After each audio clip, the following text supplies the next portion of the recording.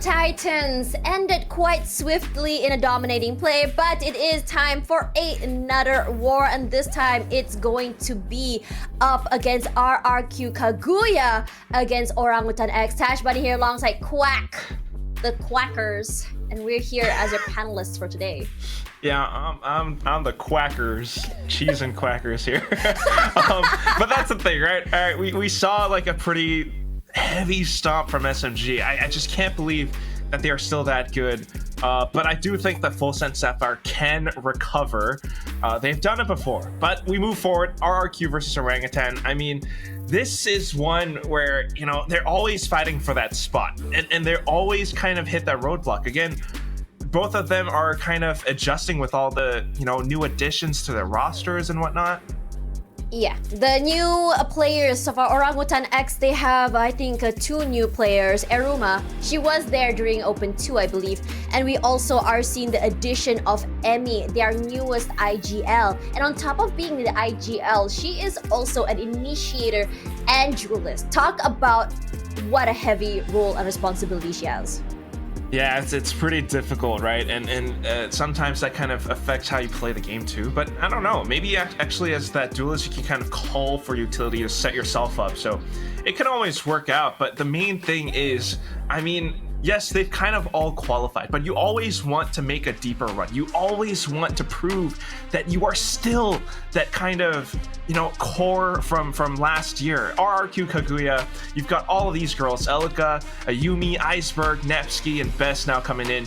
I mean, they were the team from last year, but ever since dropping to, you know, what is currently now Full Send Sapphire, they haven't quite gotten back to their old form yet. Can they do it today? I mean, I wouldn't be surprised if they're able to. Aluka, as well as Ayumi, has brought insane firepower to the team. This dynamic duo, crazy. We also want to talk about Napsky coming in to take Capricia's spot. Napsky, previously, for a little while, she was actually managing the team.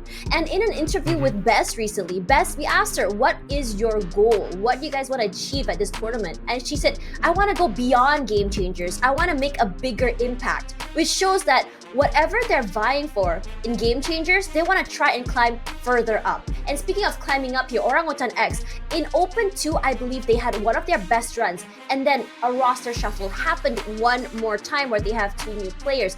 In your opinion, Quack, do you think that having a more W gameplay, aggressive gameplay suits Orangutan X? I think it could. I mean, that's always been kind of the story for some of these teams, especially when they're just coming in. I mean, Orangutan is that kind of South Asian org.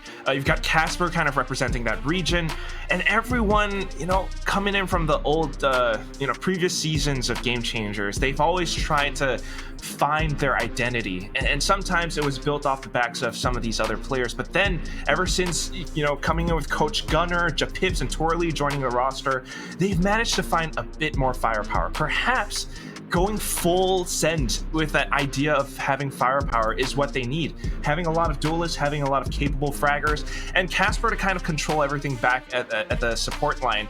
It could work out, and if you can find that identity for yourself today, especially against a team like RRQ, and you make that deep run again, like what we saw from them in Open 1 of this year, that will be a great story for Orangutan X. Yeah, for sure. And I think for Orangutan X, I think in this tournament in particular, I know they do have a lot of internal issues coming around. I mean, especially if you guys didn't know, Japip's father is not feeling too good. So there is that she has right now. But given, despite that, I can tell that the team is still having quite a lot of fun with their games. I mean, yesterday we saw some chaos. We saw the hash slinging slasher. We saw, you know, Emmy just freaking out, trying to, you know, to shoot out the utils. And then those situations, well, you know, some of us who at home watching thinking like, oh my god, what a blunder, what a mistake. At the same time, I think in terms of playing with your friends, it can be a moment where you guys can take a little bit of a breather and kind of laugh at yourselves. So that can be good. But today is definitely a day that I think it's a little bit more serious, because the team that loses this match will be going home. For RRQ Kaguya, they want to reclaim their spot, at least the title that they had last year when they were on AECL, the top of the top here in Asia Pacific, as Best said. They want to go beyond Game Changers. But for Orangutan X, this is a time that they want to prove to South Asia that they can go far in the region and beyond. I mean, they've almost done it before. That's the thing. They can do it. They got to do it again. That's the thing. And yes, sometimes it's, a lot of external factors or some of that mental game coming in. But I think that's the most important part because, at the end of the day, they're all players, they're all people. And it's always lovely to see the whole kind of game changers community, not even just game changers community, the whole Valorant community coming together to support people who are in need. And once you're in the lobby, once you're in the server, no holds barred. Everyone just give us your best game. And I think that's the most important thing because when they play and when they're having fun, that's the most important part, right? Yes, you want to win, but if you're not having fun, then something's going on somewhere. And when you watch how they perform, they're always putting their best foot forward, and that's my favorite thing. But at the same time, back to brass tacks, talking about these two teams, it comes down to these two players, in my opinion. Definitely you've got Aluka and Japips, always, kind of those somewhat duelist / initiative players, and they have to set their team up. They have to find ways to kind of follow through on their duels. And that's the thing that I want to focus on. I think that for these two players, of course, ACS will be a little higher for Aluka because she also does play the duelist role, very different to Japips, who is running on the Sky and the Sova. But if you look at how they play about enabling the team, I think Aluka, she does a little bit more extra because of I think her experience playing duelist, the firepower and also the confidence that comes through when she plays. It gives her a little bit of an edge when it comes to that firepower. She's a little bit more aggressive. She can play very selfish with her utilities. She can basically just splash an area and just push through by herself, and that's what we like to see from Aluka. But if you look at Japips, it's all about enabling her teammates, setting up the flash to make sure that Emmy and Twirly will be able to get onto site or get those picks. But looking at this map, so we're going to be seeing Pearl and Bind one more time today before we head into Fracture. Oh my goodness, it's these two maps again. Yeah. I could see why Ascent and Haven are always banned out as the first few because, those maps have been played to death. Yeah. Everyone is just so darn good on it, and we already have a lot of strats, a lot of ideas. Pearl and Bind coming in. It's a map that RRQ Kaguya has beat Orangutan X on before, but that's coming from Open 1. It still is something that they're comfortable on, so I think that's what we have today. Everyone just kind of going for what they're good at and hopefully able to win out against one another. But that leaves us with Fracture, the decider, and it's always a bit of a toss-up when a map like that is thrown into the mix.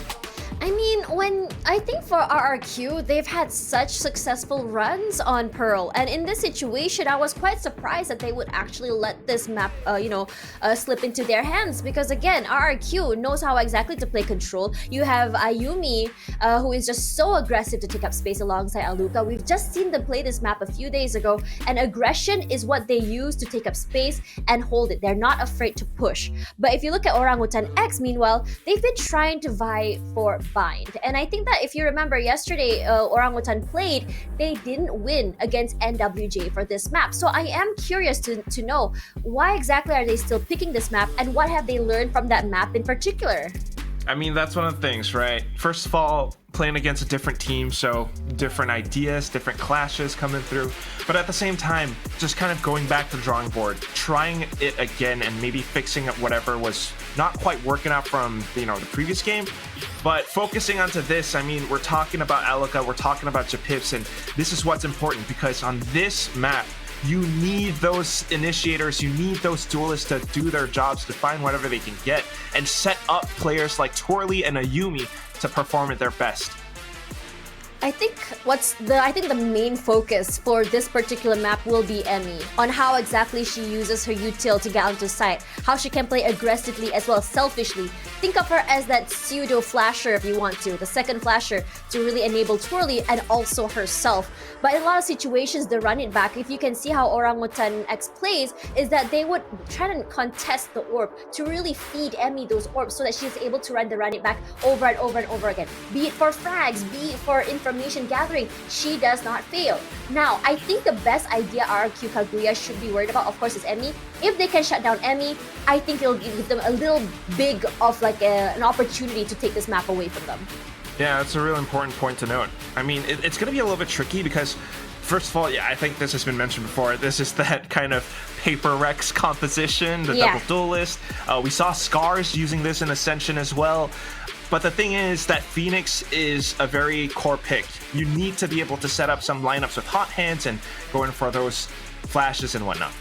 Yeah, but in a lot of situations for Emmy, because she's able to run it back, she just W keys straight forward into the site to get information. And in fact, she's able to get 2 to 3 picks sometimes with that with her pick itself. So if that is not confidence, I don't know what is. But again, RRQ Kaguya, pretty pristine run on this map in particular. So again, the question now is it gonna be their perfect comp that's going to win the map, or is it going to be RRQ Kaguya's, I would say, experience on this map that will really show us who wins it? Regardless, we're gonna just toss it over to Dax and Black and Blue. You guys, tell me, what do you think?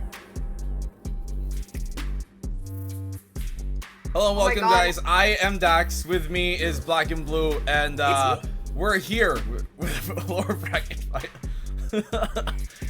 No, I am Dax. You're Black and Blue. No, I am Dax. You're Black and Blue today. I am Dax for Rosales. Do you not see my supreme power? Well, to be fair, your name does rhyme. Zax and Dax. Who knows? But what we do know for sure is that this is a rematch of the lower bracket final of what we saw during Open number 1. And with RRQ Kaguya not necessarily having their best performance in the past Open, during Open number 2, they went down lower round 2 versus Global. Now you're thinking this is a team that's looking to really rectify what hasn't gone right for them the last time around. And against an opponent here like Orangutan, who have really incrementally improved every single time, making to the grand final almost last time around, right to the top 3, you have to wonder, where do RRQ stand now in that conversation as we move into map number 1? Definitely, and the map veto as well is played out very interestingly if you do look at it. Well, of course, there were a couple of these maps we've seen these two teams face each other against before. Interestingly enough, I was going through the statistics on Pearl in particular. I don't think Orangutan have ever been able to really beat RRQ Kaguya, so this first map is going to be a test as to whether they can really overcome those past demons and you know, make history for themselves in taking Pearl away from a team like RRQ Kaguya. I mean, definitely going to be difficult to try and do that, but if you're OGX right now, obviously this map pick here, picked by RRQ, and you look statistically, Orangutan here on Pearl, it hasn't been necessarily a liability for them, but also hasn't been the most favorable one. You look on over to bind that map number 2 here in our series, and it's also a bit more of the same story. So you got kind of big 50-50s up for this map veto to start things off. But speaking of, we're going into round number 1, opening pistol. It's RRQ on the attack right now as we look to bring that spike towards B. Already, that flash gonna give away a little bit of a hint that there is some heavy presence from RRQ towards that site, but the spike itself, like you mentioned, it's going rather quickly down towards this B long area. Only Aruma really present as an anchor here. Has some utility to work with, and with those hot shots being taken, that's the cue that the execute is finally coming in, but Ayumi already fighting that huge opener. That's gonna open up this B site. Yeah, nice shot there. But taking down Aruma makes it a lot more possible now for them to really get themselves, without being tagged up too much, into the site. It's a retake here to come on in from OGX. You can see now OGX, Trailblazer still available. They also got Emmy, full utility in hand, so they've got lots still to fight with, but with the long plant being set in here, it might be difficult to try and get that off first. Opening pick from Emmy on the flank. Oh, beautiful work. That Molly as well doing quite a bit of damage to Ayumi in the process, really able to isolate these angles. Emmy with that further utility, that firewall coming and taking that upper angle, but being caught by that recon and the turret right now. He's trying to get the defuse in, but all the spam from RRQ, it's denying even that the utility and the pistol power is just a little bit too much for Angus to deal with. The clock is ticked through, and just like that, RRQ, they walk away with the pistol. Great way to come out with one. Even with a smoke in their hands, right, rather in their face, you can see RRQ, because of the amount of utility they have to throw in counteract to that, shock darts, nano swarms, a pull, obviously an Aluka having as well that fragment. They have a lot to just keep him off of the spike and focus on the fight instead, and in that case, long range angles like that, when they're posted up, it just benefits RRQ so much more. So look at this, not a single SMG forced up by RRQ. Bulldogs, Guardians, and the Vandal, they want to make sure they get these rounds with no half measures. it's a strat that's worked for them as well, rather than going for that FPX buy where you only see a couple of your teammates forced upon those Vandals with everybody else playing for those pistols. Instead, they do like to invest quite heavily in these particular rounds, and the thing is, it's less risk because all of your teammates do have a weapon, but also every single player that goes down, it's a bit of an economic loss. So it's integral for RRQ to keep everybody alive for as long as possible. They have a free walk-in into this A side because the stack was towards the other side, but already OGX, they're congregating for that retake. Yeah, so as you said, retake to come in here from OGX. Not the best weapons, of course. The free guns, classics is all they got to work with, and the fact that RRQ have also taken Art for a plant that's specifically for both Art and A main is going to make it difficult. Even with the smokes in their face, this is perfectly timed off of that knife as well to get the suppress, but also just keep him at bay. That burns even more time before they can even attempt the tap of the spike. With Best having a gravity well prepped, it's going to be very difficult now for OGX to actually convert this type of round. You can see it. Bull comes in, right after, and simply enough, every single member of OGX just falls down without much of a fuss here from RRQ. So quick and easy, flawless second round. Ideal outcome coming up for RRQ as well, to be able to walk away with all of those weapons that we talked about in that previous one. So one thing that I really like about RRQ Kaguya's comp is Iceberg's role on this particular team. Usually you don't see that Sova coming in as often on this particular map, but Iceberg really makes it work because so often you see RRQ setting up in these kind of long-range post plants, and the fact is that even if Orangutan or some other team tries to smoke the spike and just goes for a sneaky little diffuse, Iceberg is that factor that deters them from doing that. Those shock darts, the recons, all of that information that her kit provides, it just makes it impossible. Well, right? The opening fight here going towards Orangutan's way initially, especially since they got the better weapons. This is where you can see Orangutan really start to build up momentum. They're not necessarily the type of team that starts off really quick and really hot at the start of a map, but it's a very incremental, slow burning process that starts to ramp up as the game progresses here. We see a lot of times from Orangutan, if it ever does. If that's a thing, then RRQ, they might be in for the long haul. Yeah, they're definitely marathon winners, not sprinters, but with this being a 3v4 situation, especially Ayumi being so low, RRQ, they've regrouped to try and hit this B side instead. Still, it's gonna be not just Iruma, but also Twirly in that back side, so they're gonna have to deal with both of these fights in this close range. Try to walk through the smoke, but Iruma immediately there for the punish, and that's gonna give them the spike. Yeah, they're ready now for this. They know last remaining members from RRQ are here. Difficult entry, and the spike is just not in the most opportune position as well. It's going to be difficult to get the plant down. Twirly on the one. Spike down. It's all in Ayumi, who just simply cannot put up much of a fight here, Zach. And I mean, it's a quick round for OGX, the type that they have to convert. I mean, they know anyways that it's a bonus, so damn right. Well, they do it in style. They keep 4 of their players, and I really like that repositioning coming out towards Turley towards the end of the round to be able to move over to that corner, just keep that crossfire up. Very, very nice micro coming out of Orangutan X there. So, like you mentioned, this round finally going to be RRQ's full buy. They have that Hunter's Fury to work with on Iceberg, kind of close to that lockdown as well. For Orangutan's side, of course, what I have my eyes on is that run it back from Emmy. We saw how effectively she's able to use that Phoenix on this particular map, especially in those retake situations.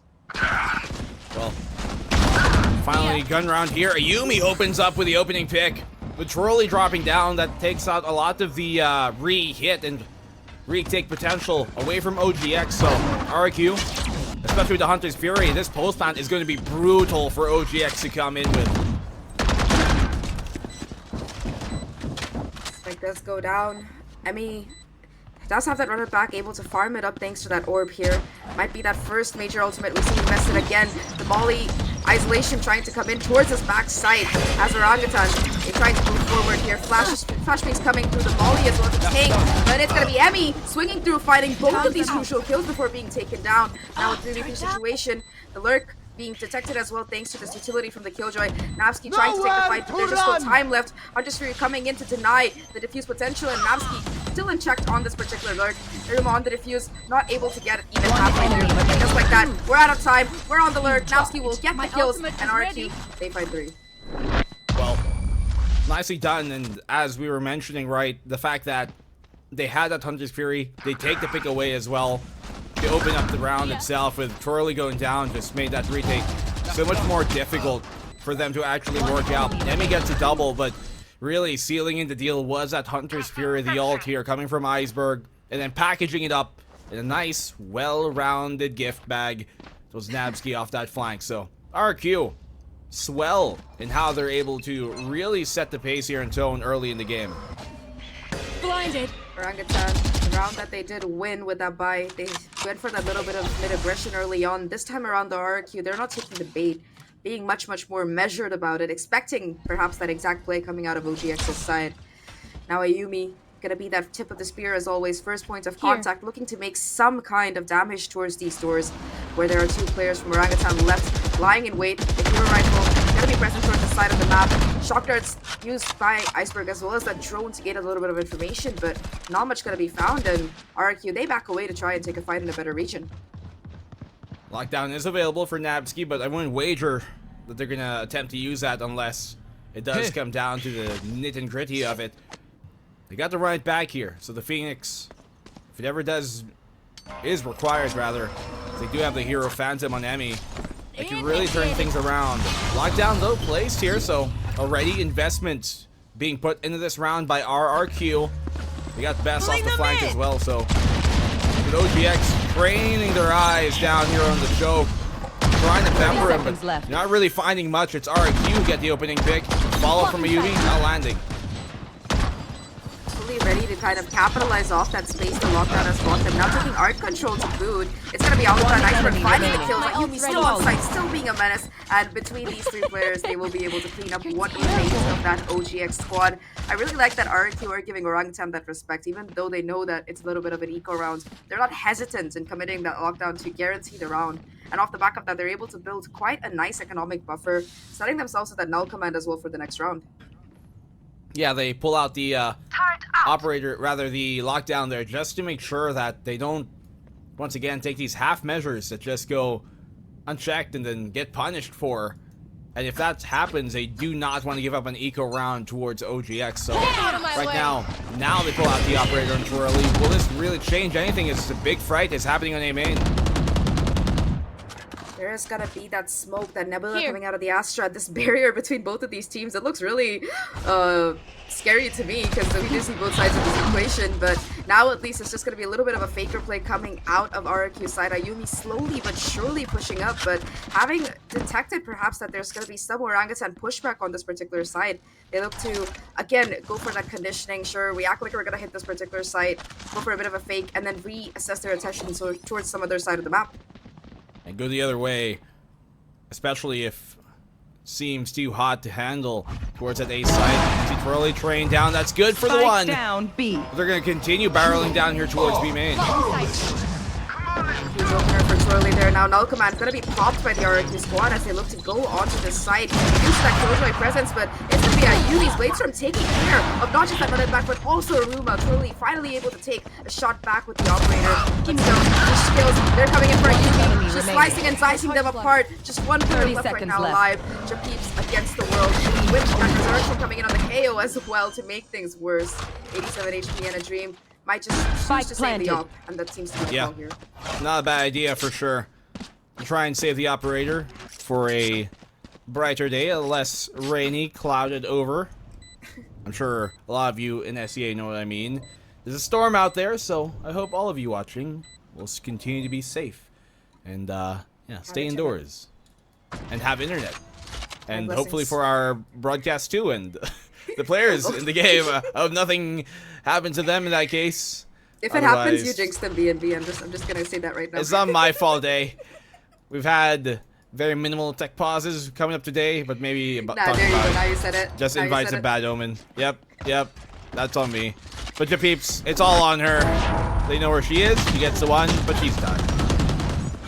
Oh, they just surround her from every side. There's just nothing you can really do with that kind of situation. She ran to the opposite side of the map and she still got like pushed through on both sides. Really unfortunate for Orangutan that they're not able to keep the operator, but it's very impressive. Despite Orangutan being able to find so many of these crucial kills, Ayumi was that difference maker for RRQ. Just being able to hold down the site here and take all of these fights head to head. Absolutely insane. Well, it's difficult to continue to win these fights with an operator on the opposing side, and yet still RRQ are able to mitigate the amount of damage that will still do to them. So very impressive so far on the attacking side. The defense here though, shut down on the opening initial push, but keeps on the trade, allows them to retrieve that rifle there towards the shops. You can see here, Napski wanting to make sure that they don't push the envelope too far. Oh, she gets information on that shop's push. Flash on out. Yeah, Twirly still connects. Oh, gets taken down. Twirly with a second follow-up. And OGX, they've made this round possible. The timing, though. Aruma not aware of where Best was. It's a 2v2. Spike planted. Still, Twirly does have that rifle to work with. Casper having picked up one as well. Cosmic Divide gotta be invested right now by the attackers to try and isolate these fights. Iceberg at first point of contact here, aware of where these players are trying to come from. The recon though, not gonna give away any information. Just that post-plant attempt coming out of Best here. The pull to try and deny the fuse. And it's gonna be Iceberg to find that first fight, the second as well. Wins it through successfully. That Cosmic Divide playing perfectly in her favor. And RRQ, they extend their lead to 6. Was there no ammo, or was she swapping a weapon there? It seems like when the Jet over there coming out here, Twirly popped out of that smoke, it seemed like her weapon was up, like on the high ready. I'm not sure. High port there. See, look at that. I'm not sure what happened there. Maybe she picked up a weapon. I don't know, but still, a round that could have gone their way still doesn't. And RRQ able to hold on, made it look a bit scary, I guess is the word here for a bit, for OGX at least, to take those opening rounds and take that mid control. But I mean, RRQ are still able to stabilize, and that's a important thing at the end of the day. Operator out for Twirly too. Yeah, she's gonna have that particular weapon back in her arsenal. But talking about that previous round still, Orangutan really were able to take the initiative. Twirly in particular, that was a nasty fadeaway flick that she hit on Napski before being able to try and play that 2v2 out. But what I like about RRQ is, like you mentioned, their ability to kind of reset, even if across the map things don't exactly go in their favor. Whoever remains on the team is who's still alive for the duration of the round. They're able to just kind of set up and excel at that post-plant kind of situation. I think after the snap, I'd really like to take a look at the post-plant metrics for both of these teams, and in particular, how many rounds that RRQ really lost after the post-plant, because so far, I don't think they've lost any rounds after post-plants. Orangutan, they've just been able to either deny them from getting that spike down in the first place, or they just don't get the defuse. RRQ have been one of the best at converting those post-plant rounds, as we talked about, and a lot of it has to do with just how prepared they are with utility for those post-plants. Oh, operator here, trained on towards Best's angle. Let's be careful about this, because Twirly, those type of fights, she loves to take those and win them a lot of the time. It's RRQ though, who are now pivoting on the rotate here, slowly crawling their way on up. They've made a bit of noise towards Art, and OGX, they're starting to get a bigger view of the picture here. The painting that RRQ are casting over him. Iruma does spot out these players running down Arc here. There's quite a bit of utility on that crossover into side. 0 Point not really going to catch anybody, although the recon does, so that will get enough space for RRQ on the side to get that spike down. A full 5-on-5 situation. Orangutan, they have several ults to work with here. The Seekers, the Lockdown, as well as the Cosmic Divide, but they're gonna have to regroup for that. Quite a bit of control being held by this RRQ squad towards this Arc area. They're gonna have to deal with that particular thing first. Emmy, with a beautiful flash, hits both of them and finds those kills. There's gonna be a third player though, does not expect Iceberg in that corner. Now still a 3v3. Iruma tapping the defuse, trying to stick in the Cosmic Divide, providing enough cover here. Gets half of it through, and this Hunter's Fury, it's not gonna be enough to stop it from coming through. They get the tag on both of them. Gravity well as well, but the half defuse is there. They can stick, but they get the double Napski. Nabbing both of them going their way, and Casper simply could not hold on. RRQ, as you talked about, Zach, a single point of contention. Post plant is an RRQ win. Orangutan had all the advantages in that round. They had 3 ultimates to work with. They found the space on site, but there was just no way for that defuse to come through. The ultimate from Iceberg, the utility on the Astra, and of course just this brutal spray through coming out of Napski. Insane work for that OGX squad. I'm sorry, for the RRQ squad. Absolutely bonkers. Yeah, Hunter's Fury prepared. Gravity well to pull him off the spike, and then Napski getting both of them. Really just sealed in the deal for that round in specific. Quick mid dash, flash and dash here towards that shot position, but the A side that RRQ are a bit more interested in. They take it for free, no real fight, no real resistance being put up here by OGX just yet. You have, once again, Soul Phantom here on Emmy. The retake once more for RRQ. Very awkward situation. 5v5, yeah, Emmy trying to run and does spot out the player and finds that first kill onto Aluka. Now that's the team trying to find some space. He has the flank, but more than that, Emmy's body is in such a vulnerable position. Still, the Emmy able to find these crucial kills. The flank, it hasn't quite kicked in yet. Ayumi not willing to peek through the smoke. Half the defuse finally comes through, and Emmy's still alive. Not for long though. Ayumi on site looking to do the damage, but Emmy's finding all of these kills. 4 on the round already, and it's gonna be Iruma just able to stick the defuse. Orangutan, they finally figure out that post plant, how to break it apart for RRQ, and they find their second round off the back of it. Emmy with 4, I believe, or was it 3? Well, the hero rifle finally working out here. It was 4 for Emmy, and she just takes so much space away. I mean, it's not a bad plant that they had here, RRQ, right? Such a risky ult. It was, but it works out in the end. They were very fortunate that Best wasn't able to get more off of her lurk there, and so was Ayumi. As they kind of swapped sides, they went for that flank. They went towards a flower, pushed out from the dugout, through the window. But OGX able to keep their heads on a swivel, and the round there is still here. So RRQ barreling down, making lots of noise towards B. It's OGX and taking mid once back more.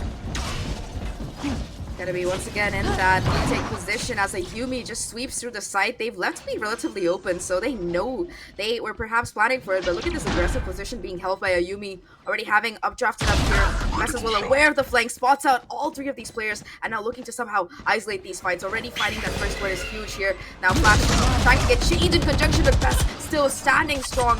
Has Iceberg for the backup as well now, and just like that, Orangutan, it's gonna be a 2v5. Yeah, I mean, they were able to dismantle the last time around, but not this. Not in this round, with Bess especially being just aware of what was happening. And Casper is here too. Swings at the miss opportune moment, and Nabsky another double for her in the round. That's 8-2 now. RRQ really creating a huge lead here in the opening half. At least one good thing for Orangutan in that round is that they forced the lockdown out of the attacker. So Navsky did commit that for a little bit of extra insurance. It didn't seem like RRQ might have needed it, but I think it went down before Best found that brutal double kill towards that backstab coming out of Orangutan. So something less that Orangutan have to worry about for the course of this round. But like you mentioned, the round differential is getting to an insane point here. Orangutan with only 2 on the board so far, putting everything they have into this particular buy, trying to make sure that they can convert these last couple of rounds. And RRQ, they've set that conditioning for those fast hits in the last 2 rounds, but now with this fake play on B long, the spike itself, it's not very committed. Star prepared here towards this B site, and you can see Twirly in a committed position. Dash prep now, can tailwind. She does have to bail. But it's a complete fake. She gets a 1. Doesn't dash out though. Twirly, assuming it was safe, gave Ayumi an opportunity. Now RRQ, they can work their way to a completely empty site. 1 right for the taking. The plant should go down unhindered. And now OGX, they're going to be kept guessing. They can realize now the errors of their ways and start to run towards the A site. The flank's still here. And the lurk from Ayumi and Nabsky, trying to play closer than they might expect. Timing! They know it's here! Aruma gets a kill. Iceberg bounces back though, taking out Casper towards the spawn, and just a lot of space, a lot of territory for Orangutan to be able to cover and take over. I mean, having to check all of this before being able to go forward on side. And Ayumi's lurk that you talked about is finally going to be kicking in. Not able to find that first kill at least. Iruma, in fact, going to be shutting her down. The whiff, that goes completely punished. Now Iceberg in the corner, gets hit by the flash, will be taken down by Emmy to boot, and now it's a 1v3 for Aluka towards main, and Japeeps will deny that particular take. The fragment does strike, but there's still gotta be plenty of time for the defuse to finally come in Orangutan. They find that 3rd round. They might have been faked, but they are able to just bounce back in time. And the awareness out of Iruma to be able to not only take out that first player, I believe it was Navsky towards this art area, but just the presence of mind to get that 2nd kill onto Ayumi as well. Very, very good work. And this one to shut down Iceberg, and as you talked about, right, the flanks here, the lurk game rather, from RRQ just not reaping the benefits they otherwise thought it would be from Nabsky and Yumi. But they double up. An option that we do see, to be fair, from a team like RRQ, but on the attacking side like this, it's very curious for them to pull it out, hence why they go B. Here. Two players towards that backside. The double operator, like you mentioned, Yumi trained like a hawk to try and get these players out. And it's going to be Twirly, in fact, fighting an absolutely nutty shot onto a Yumi's head. That's operator number 1 down, but Orangutan, they might not expect this second one from Aluka still going to be there on the field. The spike itself, it does seem like it wants to get committed towards this B side, but while Twirly has given her position away, Casper, she's still lurking in the shadows, quite literally. Nobody's really seen her. Utility on site as well to deny and possibly find a little bit of stall potential. And the rotation from Emmy, already preemptive. Yeah, they don't know Casper's here, so they might not even clear it, as she hasn't really moved much after that shot. Oh, Twirly. Almost had another opportunity there. Connected a while ago, but that star is going to give him away. That there's actually one bit more to help. The lurk once more here, not working out for Nabsky as Pips shuts her down. 3v5, not looking well. Oh, the spam on point as well. Gravity Well prepared to keep him at bay. Best is crawled in. She can get timing here, but not the kill. Casper is the one doing everything right now. Emmy follows up a flawless to end off the half with momentum here for OGX. Yeah, they find those last Switching 2 rounds, sides. and they finally managed to figure out how to deal with RRQ's attacking strategy. It took a little bit, but 8-4, it's pretty commendable. It's not too bad, honestly, all things considered, especially with that side swap to them on that attacker side right now. I think that for Orangutan in particular, the biggest problem that they did face was, like we talked about, breaking apart that post plant, but I believe that while we can do our analysis, we do have a pair of lovely panelists to do it for us, so let's see what they have to say.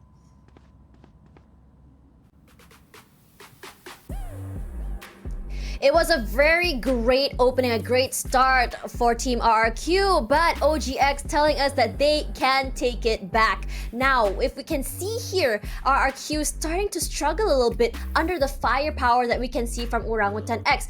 We were talking about it earlier, how RRQ has some insane post plants. After they got to site, it was immediately a plant and immediately off site just to play off Iceberg with her utilities, as well as who was it? Yeah, Bess. There we go. Right. I mean, that's the way that they really play post plant. Sorry, Tash. I was kind of blanking out with you as well. I mean, once they get the spike down, that's kind of their main play, right? Like you mentioned during the, while we're watching it, they go off site. And it's really just allowing for Orangutan X to kind of come in, make them think that they can stick the defuse. But then Bess and Iceberg are always kind of around the corner, getting utils, getting information, and making sure that they don't get the defuse all the way through. So it's a great start, but towards the end, Orangutan X started to find their groove. They started to find a lot of these picks and strong retakes with how Japip sets up Emmy and some of these plays as well. The main thing is, though, as we go into the second half, 4-8 is not a bad score, but I want to see more from Emmy. I mean, as this Phoenix, her run it back is so useful on the attacking side, and Nabsky could be someone from RQ that shuts her down, so gotta be careful. Yep, we really gotta be careful. Let's see how it's gonna go as we go to the second half of the map. We can see Zach and Black and Blue. Over to you guys. Thank you very much. Thank you very much for that panel, and we are back into the game. Like we talked about, Orangutan, they're lagging a little bit behind, but now on that attacking side, let's see if their double duelist comp can work the wonders that they are expected to. Emmy, of course, has been on fire, because Phoenix, quite literally this game, but Twirly also, I know, right? You're so punny. Who would have thought? I mean, sorry to ruin your point. No, it's a good point. I am very punny. Thank you for noticing, Black and Blue. Finally, someone does. Of course, I am a enjoyer of puns myself, but there's no joking matter here that RRQ, Zach, they've built upon a decent lead. It was looking to go their way entirely, but then OGX, they came back with 2. And we see a lot of times teams that even though they might be losing the first half, if they win that last round especially of the first half, they're able to sometimes use that momentum into the next pistol, which is just one momentum swing away from tying up this game. I like this from Emmy. Already able to just farm up these orbs. We've talked about orb control before for Orangutan's side over the course of these last couple of days, and Emmy is definitely a true proponent of that. When you have that 6-point Phoenix ult, you want to do everything you can to farm it up. Now, Orangutan, they look to go into this arc part of the map, but there's 3 Optara, 3 people, and a turret, but Aruba hits the wall bang. Absolutely nasty work here, looking for a little bit more, and Orangutan, they swarm onto Aluka, but only finds 1 before being shut down. Now A side, it's going to be open, and this pistol, Orangutan, they find a huge advantage. 4v2 right now. OGX. Spike As you planted. said, big advantage, big lead here they built upon, and now in the post plant, it's their turn to be trying to convert these type of rounds where they have the spike down, have to defend it now. The retake is going to be very difficult here for RRQ Best. He gets the one, which makes her not expect Casper, who just cannot connect the shot. Hello with a ghost? I thought you were too friendly. RRQ, they turn this to a 2v2. One enemy Comes remaining. down. Iceberg taking Last quite a bit of player damage, but standing. it's going to come down to a 1v1 at the end of it. Best just trying to stick to the fuse in the Nebula smoke. Oh! It's half of it and manages to pull out and take Japeeps to boot. Enough time for the defuse to come in, and that was a pistol round that Orangutan had no business losing, but RRQ, they make it work. They take those 1v2 fights, and Orangutan gives them free 1v1, so they're happy to capitalize on it. Casper proved to be a bit too much of a friendly ghost in this one. Not able to connect. Bess, she had her back turned, and when Casper did the same, she found a punish, a triple for her in the round as well. Just the way they're able to dismantle that as well with Iceberg helping her out. Quick and clean stuff here from RRQ. You can really see that when they're turned up, this is looking more like the former championship caliber we've come accustomed to. Pretty much the winner of almost every single APAC event last year, the core of this roster, and you can really understand why their fundamentals are just so clean. Now Orangutan, they got the plant, but they're not going to be forcing up too much, just pistols across the board though. I wouldn't knock these frenzies in a close range fight either. The art strategy, which seemed to have worked for them last time around, they are looking to repeat that after creating a little bit of pressure towards that door area. Once again, Emmy got to be leading down the charge, but the rest of the Orangutan squad, they're sticking together. They find safety in numbers, and they want to try to make these trades favorable. On this A side, only Iceberg is the sole presence for RRQ. Take flight. Well, even if it's only her, that bulldog in her hand, she can definitely prove to be a problem. Recon on out scan, they know where she is, but Frenzy sends him to a blaze. Emmy gets that opening pick, and now they have a good spot to get the plant. The upgrade as well. Aluka takes down Emmy, but Twirly tries to dash away, but right into Napski's bulldog. We talked about these bulldogs before, how their bark or how their bite has often worked the worst in their bark. And Napski able to push forward, just doing so much damage. And Numalo with E Frenzy able to at least find 1 kill before being shut down. RRQ, they lose 2 players, but they're still gonna be able to get to double digits, and they do it very, very quickly. Bess already has her Cosmic Divide BNB. It's round 3 in this It's half. round 3. It only just turned round 3, and she's activated the best in the West in RRQ right now. Looking pretty primed to continue this forward. It is a bonus for them, though, but with these Bulldogs, they can certainly have a lot of bite and not just the bark to back it up. I don't know about this. RRQ, they've proven to be very dangerous in these bonus rounds before, but Orangutan, like you mentioned, that weapon advantage is there, and Emmy's only 1 off of that run and back. That particular ult, we've seen the kind of damage she can do it in the past, a little bit of a friendly camaraderie towards this B-long area, but Orangutan, they gotta start taking things seriously. 4 to 10, they just don't have any more buffer rounds. It starts with them being able to win their full buy, best towards the backside. We've seen her be that scary anchor player before, able to get all of this information with the jump peak, and that's going to call in the cavalry, the reinforcements out of RRQ's side. Covering it. Well, we mentioned the Cosmic Divide a while ago. That could really kind of isolate this fight. A long bout might be difficult for these Bulldogs, and so where do you use it? Do they cut up the site in half, or do they push it even further back to try and take complete control of it and play within the site for that post plant? That's a different question though. Now Bess, they do have a plan long. She can isolate that long angle. Here comes a retake now with the right back being dismantled immediately. And Napski just able to spray it through and take it down. at least off the back of the Orangutan, they're able to kind of push forward into side, and RRQ, they backed off from the side itself, but Twirly, that flame ball, able to find that first opener, the second as well onto Best. Nice sharp shooting coming out of her. In fact, it's going to be Orangutan finding the kills across the board. Finally, Napski able to stop the bleeding. One so enemy it's remaining. a 2v4 situation. Casper makes that a 1v4, and it's all down to a Yumi, but Casper is seeking redemption for a little bit of a whiff in that pistol round, will find both of these kills and brings Orangutan to 5. And she's one away from her ult now, so that thing about the Cosmic Divide I was talking about a while ago, they can start to use that idea right now. But now with Bess having her own, this is where they kind of respond with counter ults. Timeout called, I believe this should be from RRQ. There it is. You look at now the position RRQ are placed in, where it was a bonus, yes, but they actually did lose quite a bit of economy in that round, and they're not in the best place now. Iceberg, Nabsky, not enough to really get a proper buy-up. So what are the options here? Do they save up another? They got rounds to give. They have a cushion, but that lets that cushion be flattened. Do they buy up sheriffs or just pistols? What now? And if you're RRQ, you have to try and get active at this point, because if you're OGX, you're going to expect them to try and maybe play it safe. And if RRQ can shake up the timing here, or at least the pace of the game, take away space, crunch that map down, it makes that more proficient buy here in OGX less potent. I really like those points that you brought up about control and spacing, because RRQ, at least in this attacking half, in that previous round, they looked a little bit awkward. Of course, Twirly just being able to walk onto side and find that crucial double kill is one thing. Getting that spray transfer from up all the way to that other opening. But nevertheless, Orangutan, this is the kind of team that, like you mentioned, takes some time to warm up, and they've started to do that. If RRQ lets them find that momentum in their attacking side, it's going to prove to be deadly for their own prospects at this particular map. RRQ now taking the battle to their opponents. 3 players pushing up towards this B-long area, and Casper, the only person really keeping sight, gonna be that first point of contact. But after spotting at least a couple of players, Casper trying to play this safe, trying to somehow isolate these fights.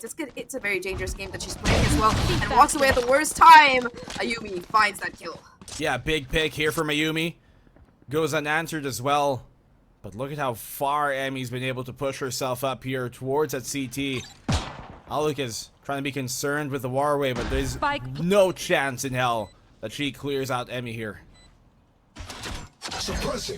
I hope not for Emmy's sake. Aluka still watching for that flank, but not aware that it's in fact in front of her and not behind. Doesn't check the code. She doesn't check like you mentioned, but oh my god, Emmy almost whiffs. Thankfully gets the spray in time, and this whole plan from Orangutan, it's looking incredibly strong here now. Ayumi, the rifle that she picks up, the only weapon still in the points of contention here, uses a tailwind to get out of trouble, but Emmy on the hunt here will be pushing forward. The flash immaculate, and the kill to come as well as Orangutan. They find 6. That was an eco round for RRQ, and even though they find the first blood, Orangutan have the last laugh. Well, there's a saying we have over here on this side of the pond.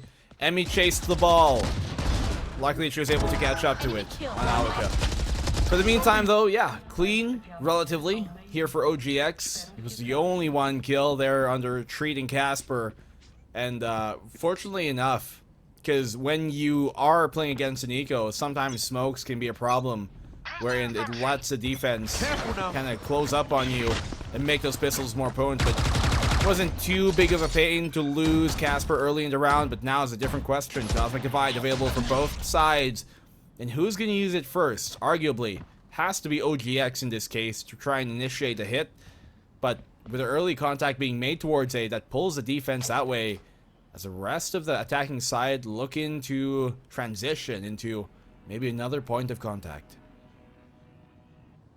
Ayumi once again trying to take some space on that B side, has managed to walk all the way up, so that's quite a bit of valuable information. RRQ know that there's not a rotation coming in anytime soon, and the hit is probably going to be towards the A side, where they already kind of have the stack coming in. Now, I mean, leading the charge here once again, Orangutan, they opt to go into Arch, that first point of contention here as Swirly dashes into the side. Now, towards his backside, Bess has to do a lot of work to try and keep it anchored. Oh, so often you do see Orangutan just pushing the issue, but the utility coming out of Iceberg, it's gonna make things even more difficult. The spam out of Bess, not able to find the kills, and eventually she'll be forced to fall back for safety purposes. There's a Cosmic Divide, right? They isolate that back fight. not to make it too potent, but now they have the Cosmic Divide of their own. That's why they plant here towards this position, so it's both open to Art and A main. Swing out from Aluka. This Pop Flash will buy them some space and time. Yikes. Oh, but Turley still on this backside, still being a menace right now, along with Emmy. Both of these duelists just shredding RRQ's side apart, and finally the lurk from Iruma kicks in. There's just no space for RRQ to work with. They try to play for the retake, but Orangutan, off the back of that Cosmic Divide, set up such an efficient post plant that there's no way for RRQ to even get through. The unfortunate thing is if Natsuki had been able to get a kill, she would have had her lockdown, but without the presence of that crucial ult, the retake was just impossible with the position that Orangutan were holding. Yeah, and you can see that's why they planted there, to force that specific Cosmic Divide, because they knew RRQ had theirs. And when that happens, you're gonna have to watch the run out from both A main and both Art in that position, because that's where the spike is open to. Both those angles, instead of only being open to A main, instead of going for the safe plant, able to at least get that favorable spike plant down. And Trail. now RRQ here on the defense have a bit of a forced buy if anything. Rifles, yes, but not the most optimal ones. Lockdown to counteract what they've got currently. Iruma has her own though, so they can nullify this, but that's perfect that they use here. Null command. It still though is placed in time, so OGX even faster reactions to place that down. Lockdown for a lockdown here. Javiv's gonna be the one forcing the issue towards his backside, already finding an opener onto Ayumi, and two players are gonna be detained by that attacker lockdown towards his backside, so that's gonna make things even worse. At least you do see Best able to find the trade onto Twirly there, who was on site. Natsuki able to get half the defuse though before that Molly finally takes her down, so Haruka is just trying to stick it, not gonna be able to succeed though, as Best is able to find these kills. Now in the corner is Iceberg, not hit by that Molly, able to get the defuse, and the clutch steals around from Orangutan to get them to a level. She get the kill with the classic. Eventually does. Oh, that's all right. 7 to 11. Quite convenient here for RRQ that even though the lockdown was placed immediately by Iruma, you can tell that she was prepping that lockdown. She knew that the null command would come out right after they place the defensive side lockdown here coming in from RRQ. Even though that was placed in time, it still wasn't enough to keep him at bay. They get the detain, yes, but RRQ still continue to bulldoze on and take a round where, by the way, that was a force buy. 3 bulldogs and 2 rifles, proper ones, and yet are still able to turn it around. So always formidable this RRQ squad is. Yeah, especially that was basically a ninja defuse. Emmy's volley didn't connect, and that was a very, very unfortunate situation. Now run it back being put once again to apply this Art pressure here, and in the meantime, Casper, this lurk pushing on towards his points, but finds that first kill. Not able to quite get the second though, although with the pop flash, Ayuka is able to take that kill and control of the spike. Now Orangutan, they have the numbers disadvantage, but more than that, spike, it's been lost, and they have to go running to retrieve it. All of that space created by Emmy, it's for nothing. They had to take the spike back from Aluka, but there's just still so much utility. Yeah, just Burns counter utility as well. Knife out here confirms nobody really within that space, and they're just rushing their way towards B because they know Aluka's far up towards B main, that if there's any defenders here, they're going to be isolated. Iceberg though, she can get an angle on this, good for the one. The second goes her way, the third as well, and Iceberg sinks him down. The ship here of OGX turned under the waves, and match point secured by RRQ. One round away from taking their map pick home. Orangutan, they burned quite a bit in that round as well, in particular that run it back, but just this advanced positioning, RRQ, they're feeling so confident that they're pushing across the map, and with the information it gains them, Iceberg is just able to anchor down and make plays like this. The push coming out of that A side, it just confirmed that there was nobody really playing towards that side or mid of the map, so RRQ was just able to crunch Orangutan down from every single angle when they tried to get on that B side. Yeah, due to them losing those smokes, as you said, no real way to really secure things. You can see that when they went into the site, Emmy and Twirly both focused there towards B main because they knew last information gathered on Aluka was that she was all the way towards the top of that B long. And that just set their expectations of where RRQ was and skewed it a bit. Perfect timing here for Iceberg to just come on in the dark of the night. They thought it was a wave, but no, it was Iceberg waiting. Cold as ice. Really, really clean shots coming in while Orangutan were completely distracted by everyone at grind level. She was the death from above, quite literally, for that particular team. Now Orangutan 1 round away from losing this map number 1, starting things off with the back foot. They're still gonna have the economy to buy up at the very least. Bladestorm on Twirly as well. But aside from that, not very close to most of these ults with the exception of the Seekers. Early Hunter's Fury out of Iceberg to try and maybe find a kill, a little bit of information. Just connect with Twirly in fact, so this art push, it's gonna be red. Well, it is a 5v5 here. Blades at the ready for Twirly if it ever does come to be needed. The tag by Iceberg is good at really dissuading OGX here from just continuing on their path, on their current trajectory. They hear that alarm button, they would have known, but I think with the noise being cut here, you can tell that RRQ are just still trying to put together the puzzle and where OGX are coming from. They do have the turret here towards that B link, so when that gets spotted, and now it does, you can tell now RRQ, they recognize that OGX are trying to play them like a fiddle. OGX themselves, though, they finally seem to be making a decision to go back towards A through that art area. Alarmbot still being active, kind of helping out that factor, but Bess's position is going to be the linchpin of the round here. Playing so aggressively, having taken main control. If she can take Casper, that's going to be an additional pressure point that RRQ are able to exert on Orangutan's squad now. And Bess finds that kill. Yumi with the second one as well. Iceberg towards that backside, still holding strong. Finally shut down by Japeeps. Now just 2 players left for Orangutan in this 2v4 situation. Time running out, 15 seconds left, and it's just a Ruma versus the world, and she can do nothing at all. RRQ, they take map 1, and they do it quite dominantly. It's food. Yeah, in decisive fashion, they're able to close things out there in map number 1, and the way too that they just had complete composure, even when you saw the attacking side here of OGX kind of pivot back towards the connector, go towards that B link, set the trap off on towards B link. No real adjustment, no real rather movement of any indication that they were panicking here coming from RRQ. They just set in place. They knew their positions were good. They knew they could give up connector and didn't have to worry about it. And that's all that really mattered in the end, and let them close things off. And they were so spectacular in the way they do it. But even better, even more spectacular and amazing are our panel. Tosh and Quack, how you guys doing? We're doing okay. We're doing okay. Are you sure, Tash? You sound kind of shaken. I mean, yeah, I was kind of expecting it to be the major comeback by Orangutan X, you know? They had a few rounds chained up in a row, but again, just it feels like deja vu from the first game. The lead that has been set by RRQ was a little bit too high, but we definitely saw that potential in that match. And you know how I highlighted a lot about Emmy just now? It felt like my eyes were on Twirly the entire time. Insane opening picks, insane frags coming through, a lot of confidence.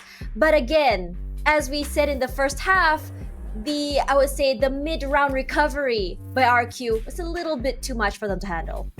Yeah, I mean, RRQ is just really strong at adapting to some of these plays, and a lot of it is built up off of the space that they take, the map presence that they have at times, and they can do it because every single one of them, the individual firepower is there.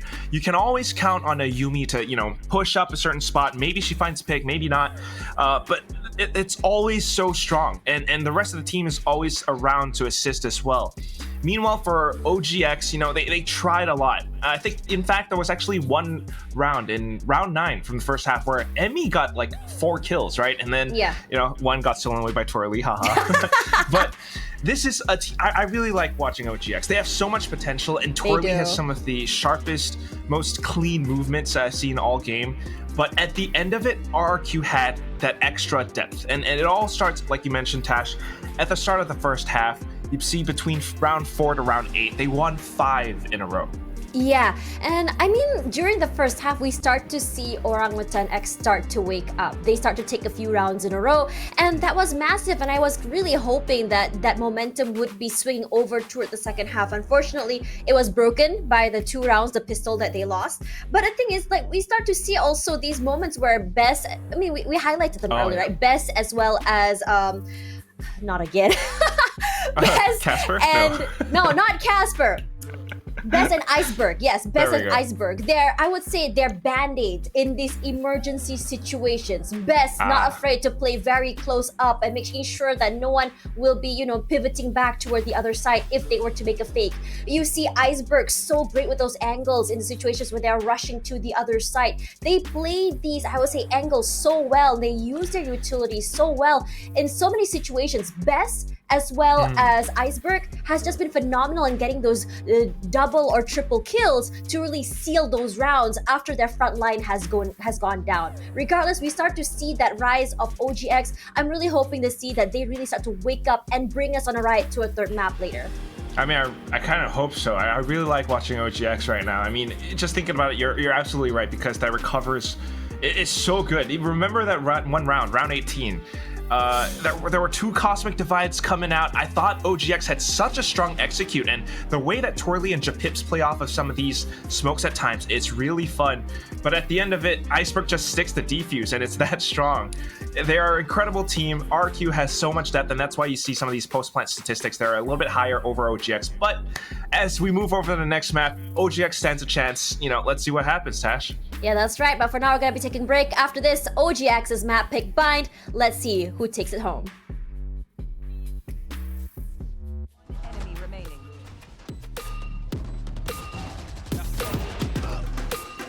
One enemy remaining. One enemy.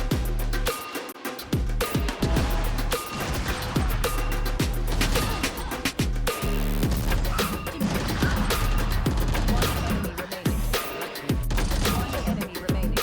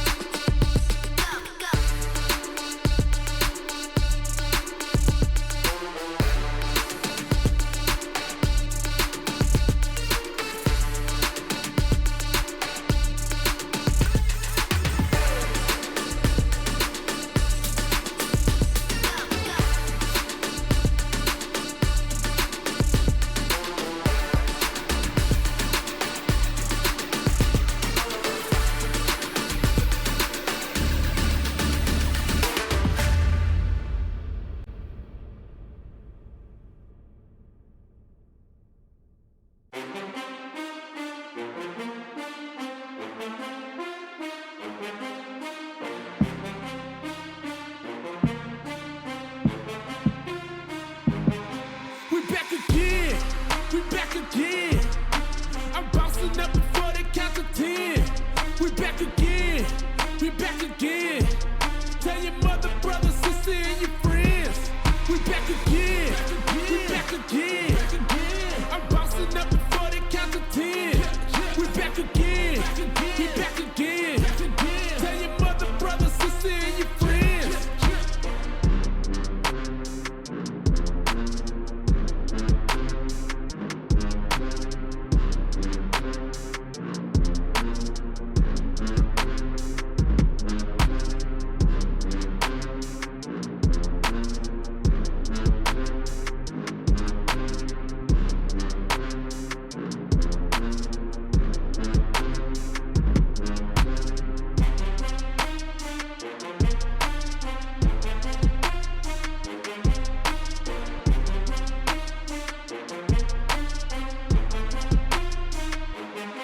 We back again. We back again. I'm bouncing up before they count to 10. We back again. We back again. Tell your mother, brother, sister, and your friends. We back again. We back again. I'm bouncing up before they count to 10. We back again. We back again. Tell your mother, brother, sister, and your friends.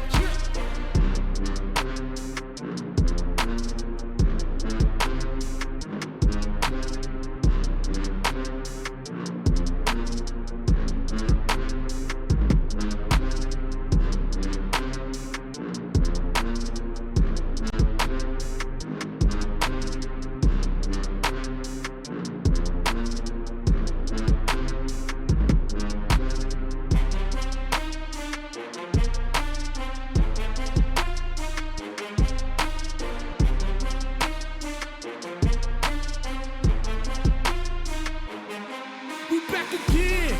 We back again. I'm bouncing up before they count to 10.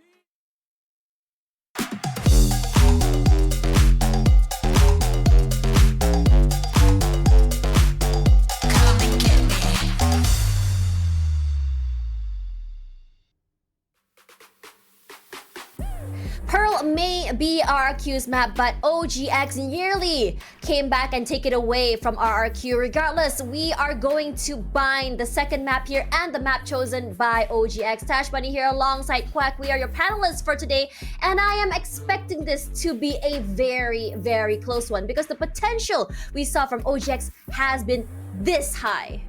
Yeah, it's really crazy how much they have actually. I mean, the fact that they can play that well individually is something that you have to think about. If they can actually find that extra depth, that extra coordination and strategy, they actually really do have what it takes to make it a further run and maybe play up against some of the greats like SMG and Full Sense.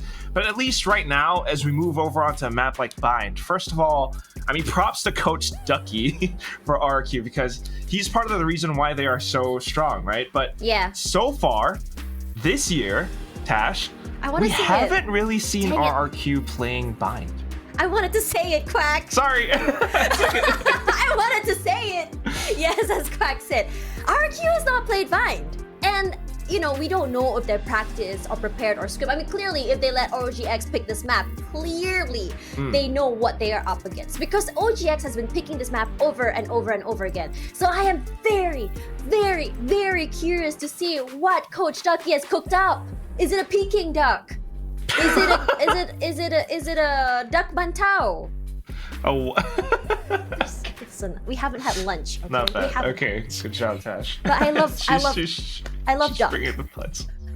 All right, but that's the other thing. I mean, we have seen Orangutan X's Bind before. A lot. And we know how strong it can be. I mean, maybe statistically not the best because they've always had to play this against, some of the tougher teams like Full Sense and Team SMG. But Stop. They lost to NWJ yesterday. that's the other thing, yes. Yes. But that also means you go back to the drawing board and you fix your past mistakes. And that's what I'm looking at right now. I mean, if we're talking about these two teams, the fact that they've played each other before, both having so much to prove, so much to kind of show us, the potential on these two teams, RQ having that sort of lineage, that history from last year, Orangutan always trying to reach the top, if they are going to show us that they have everything, they have to do it right here on this map. And with this composition, Double Duelist, it's a really strong one. But what am I seeing right now, Tash? I don't know, what are you seeing? Alka. I mean, she's a great Reina. She is a great Yes. Reina. We've seen her on Reina before, and what she will do is to actually supplement Ayumi. If they run through together, imagine the firepower. She drops the Leer, she and Ayumi push forward. You have like two very sharp shooting players just shooting right at you. That is very terrifying. And on top of that Leer goes up, gets shot out. You have Bess with the flash as well. That is terrifying. Yeah, there's so much that they can do with this, but it's also the fact that this is the Paper X composition that they played in Pacific. Oh, So, yeah. I mean, maybe Alka channels her inner something, and I mean, if they can make it work, that will be Inner amazing. something. But it always comes back to Orangutan X, right? Have they fixed their mistakes? Have they kind of gone back to the drawing board and really fine-tuned this composition? Because you got the Double Duelist, you got such strong players. Torley now swapping over onto the Rays. They can make it happen, but they have to make it clean. They really do. I mean, when we looked at how Emmy played on the Rays, how she played Rays was to play very, very close. It's a lot of those judge plays that we expected over in Hookah as well as Showers. But I think yesterday, it was read out by NWJ, so it was completely punished over and over again. So I'm guessing this swap is to make sure that, you know, whatever mistakes that they can make can be fixed. And on top of that, Japip seems to be struggling a little bit on that Sky a few days. I mean, at least yesterday. So, and she looked a little bit more comfortable on the Sova. I'm wondering if she is able to really talk to her teammates what exactly is not allowing her to really, you know, to really shine. Regardless, as we go into this map, I am so hoping that it will become a 1-1 because I would really love to see who exactly takes it back on Fracture. Regardless, I think my casters are ready, and Black and Blue and Zach, onto you guys. I have been demoted from Dax to Zach. Oh no. I was not ready. You were wrong again. Tosh. Continue. Yes, but Black and Blue is always ready. Don't believe him. He's just messing with you. But yes, like our panelists did point out, a lot at stake for both of these teams, but in particular Orangutan here. They're one map down, and now we're heading to their map pick bind, a map where they've had, for lack of a better phrase, very mixed success every time they've played it. And on the opposite side, right, this is a map that we've never seen RRQ Kaguya pick up. And looking at the agent comp that they're running, personally, if I were Orangutan, I would be just a little bit scared. Just a little bit. Yeah, I mean, the most terrifying move your opponent can throw at you is one you've never seen before, and nobody knows how this specific, you know, rendition of this RRQ Kaguya squad can play bind, or how they play bind. And you know, Quack was talking about it a while ago, that they pull out this comp that was akin to like the Paper X comp that they pulled out in Pacific, where they have the double controller being the Harbor and then the Brim, and then they also bring out the Double Duelist without a Sentinel. And one would wonder, you know, typically without the Sentinel, then your flanks become more of a liability. But then again, on a map like Bind, that becomes a bit more easier to keep track of, knowing there's only 4 real lanes. That's A and B, short and long. That's all you have to worry about. So if you're RRQ right now, with that opening performance from Pearl a while ago, you have to be feeling good coming into this. Definitely, momentum gonna be on your side. For Orangutan, at least, it's on their attacking side, they do have that Double Duelist, but they also have that pseudo Sentinel controller mix in Aruma. She was able to kind of find a lot of value off the back of her mollies and stuff on this map that we've seen historically. But in general, I feel like Orangutan, in this map in particular, they just seem a little bit discombobulated in comparison to how well-rounded they look on other maps. Maybe the Asian comp hasn't quite kicked in yet for them, but they still look to be a little bit on the back foot, very inconsistent so far. In RRQ, they start things off with a banger, very aggressive push down, and in this pistol round, that 150 overheal on Aluka, it's gonna be deadly. A nice pick off here, coming in from RRQ. It's OGX right now who lose a big portion of their attacking side. Navsky and Best to shred OGX down. Casper with a response, and Zach, this is looking like a terrifying moment here for OGX. 1v3 Twirly trying to deny the defuse. The paint show's not exactly connecting, forcing her to go forward, and with that clove coming down, it's pretty much done this round for Orangutan. Ayumi finds the defuse, and Iceberg finds Twirly. RRQ, they take this pistol, and this is what our panel was talking about. That Raze and Reyna combo, it just lets you be so aggressive. And with players like Ayumi and Aluka on it, they're just quick to compartmentalize, like find the kills off of it. Well, Last player I mean, standing. RRQ just holding down the line here, right? Holding the angles that they expect OGX to come, and OGX comes their way. So maybe that's a sign that RRQ, they just are super prepared for this, but also OGX have been telegraphing what they do too much. Allows RRQ to anticipate them. Without OGX having the same benefit, this can be very difficult for them to start gaining rounds on the attack. Well, this time they're definitely telegraphing their attack. They've gone all the way into U-Haul, all of them in fact, having walked inside, and that's going to trigger a TP rotation over from this RRQ squad. They're playing for a bit of the retake situation. They're kind of happy to in that case, and already you can see the conversion on Orangutan. They really don't have time to set up in that post spot. Demi with a classic towards his backside, at least able to find a couple of kills, playing ring around the roses now to try and find the timing, still staying alive though, knows the position of Napski, picks up a gun, tries to isolate the fight here, and is desperately fighting for her life. Spike hasn't gone down yet, so remaining. Orangutan, they're not in too bad a position. Down A. Napski with the third with the classic. It's just enemy Emmy now in a remaining. 1v1. Emmy finds got that first Spike. kill. Her against Iceberg. Comes down to this. Emmy's doing a lot here, but when she TPs, you can tell Iceberg's already 2 steps ahead of that. She's been rotating, backpedaling into it, anticipating that TP anyways to come in the first place. Iceberg, she has every advantage in this case. No way Emmy comes out of this alive. In RRQ, they secure the round, but OGX and especially Emmy, give her an award. She did a lot in that round. She made it so expensive for sure, finding those 4 kills on the round, but unfortunately not able to finish up with the ace. That would have been the clutch of the century. Iceberg's positioning and reads though just a little bit too good. And you talked about this BNB, about how Orangutan telegraph their plays. They make it very obvious as to what they're doing. RRQ, they're just a little bit better at that conditioning aspect, and with this in particular for Orangutan, there's no real way that they know what RRQ likes to do on this map. There's no history to look at. There's no watts to really base their plays off of, so they're just swimming in the dark here. Well, they have to be certain not to drown then, because there's about to be lots of turbulence here. RRQ trying to front this attack. Napski, you can see her trying to crawl on up, but she has to be careful about this angle she's holding. Emmy drops out and gets the better of her. She's feeling the game right now, and that's the only real rifle they had in this round. Now they lose it early. Aluka, mere marshal to try and pepper them off, but TP sends them running towards B. Yeah, they hear the TP, they take the TP themselves, and it's just gonna be one player from RRQ side still positioned towards his B side, all the way to elbow. Oh, Emmy spots her out as well, but Best ready for the punish there. Huge opener. Spike. That is One enemy ill-advised. remaining. Retake now here coming on in, and it's all in the Best side. Who's got this? Yeah, Best versus the world. Not gonna be fighting much in Orangutan. With the upgraded firepower, they're able to find the timing and take those crucial kills. Really like their awareness on that push towards A side. They've been kind of working that side for a while, but this time around, they finally have a prediction as to where exactly RRQ like to play.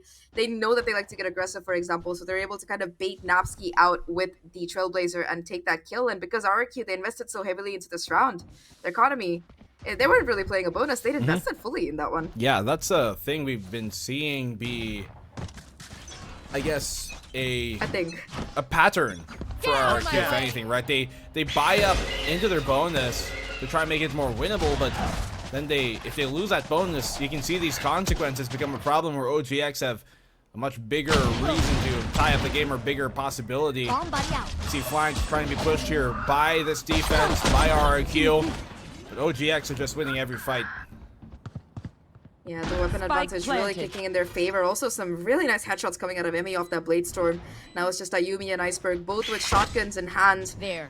If Orangutan, they push the issue here, they might find themselves punished for it, but instead, aware of that possibility, they're just taking these distance spray downs and fights.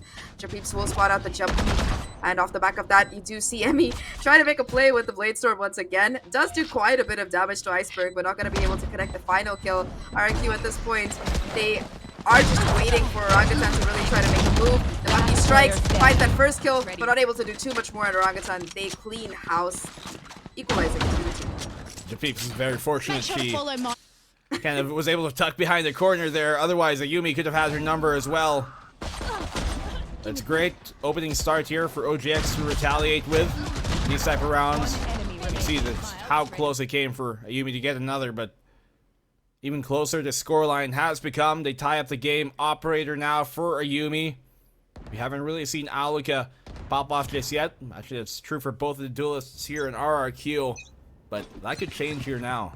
I've got your trail. Operator, like you mentioned, forcing out an early Seekers from Orangutan, who are aware of the possibility. Again, for Orangutan, this quick and heavy aggression seems to have been the winning key so far for their side at least. So they're looking to just capitalize off the back of that beautiful flash.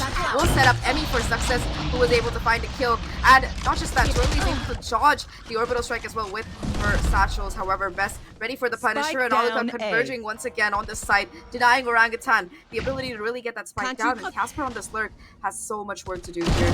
Casper has to find the timings, find the value. Orangutan takes down a room, and that's going to be the spike down, and suddenly it's just a 2v4 situation. Casper and Twirly versus the entire world, it seems like. Twirly on the spike, trying to push forward, but it's just going to be Iceberg playing around the harbor utility. Casper in a 1v3 to clutch out position becomes known. They know exactly where she is. Spike far away from her. And Casper, how much more can she really find here? That's going to be the question. Only one is the answer. As Iceberg takes her down. Yeah, finally. Just the threat of that operator looming pulls so much attention towards that back site, and the rest of RRQ able to follow up on it due to that. You can see her Emmy. She opens things up here. But Aluka playing the off angle. Iceberg as well. The moments that they're able to kind of subvert expectations of where OGX expect them to be.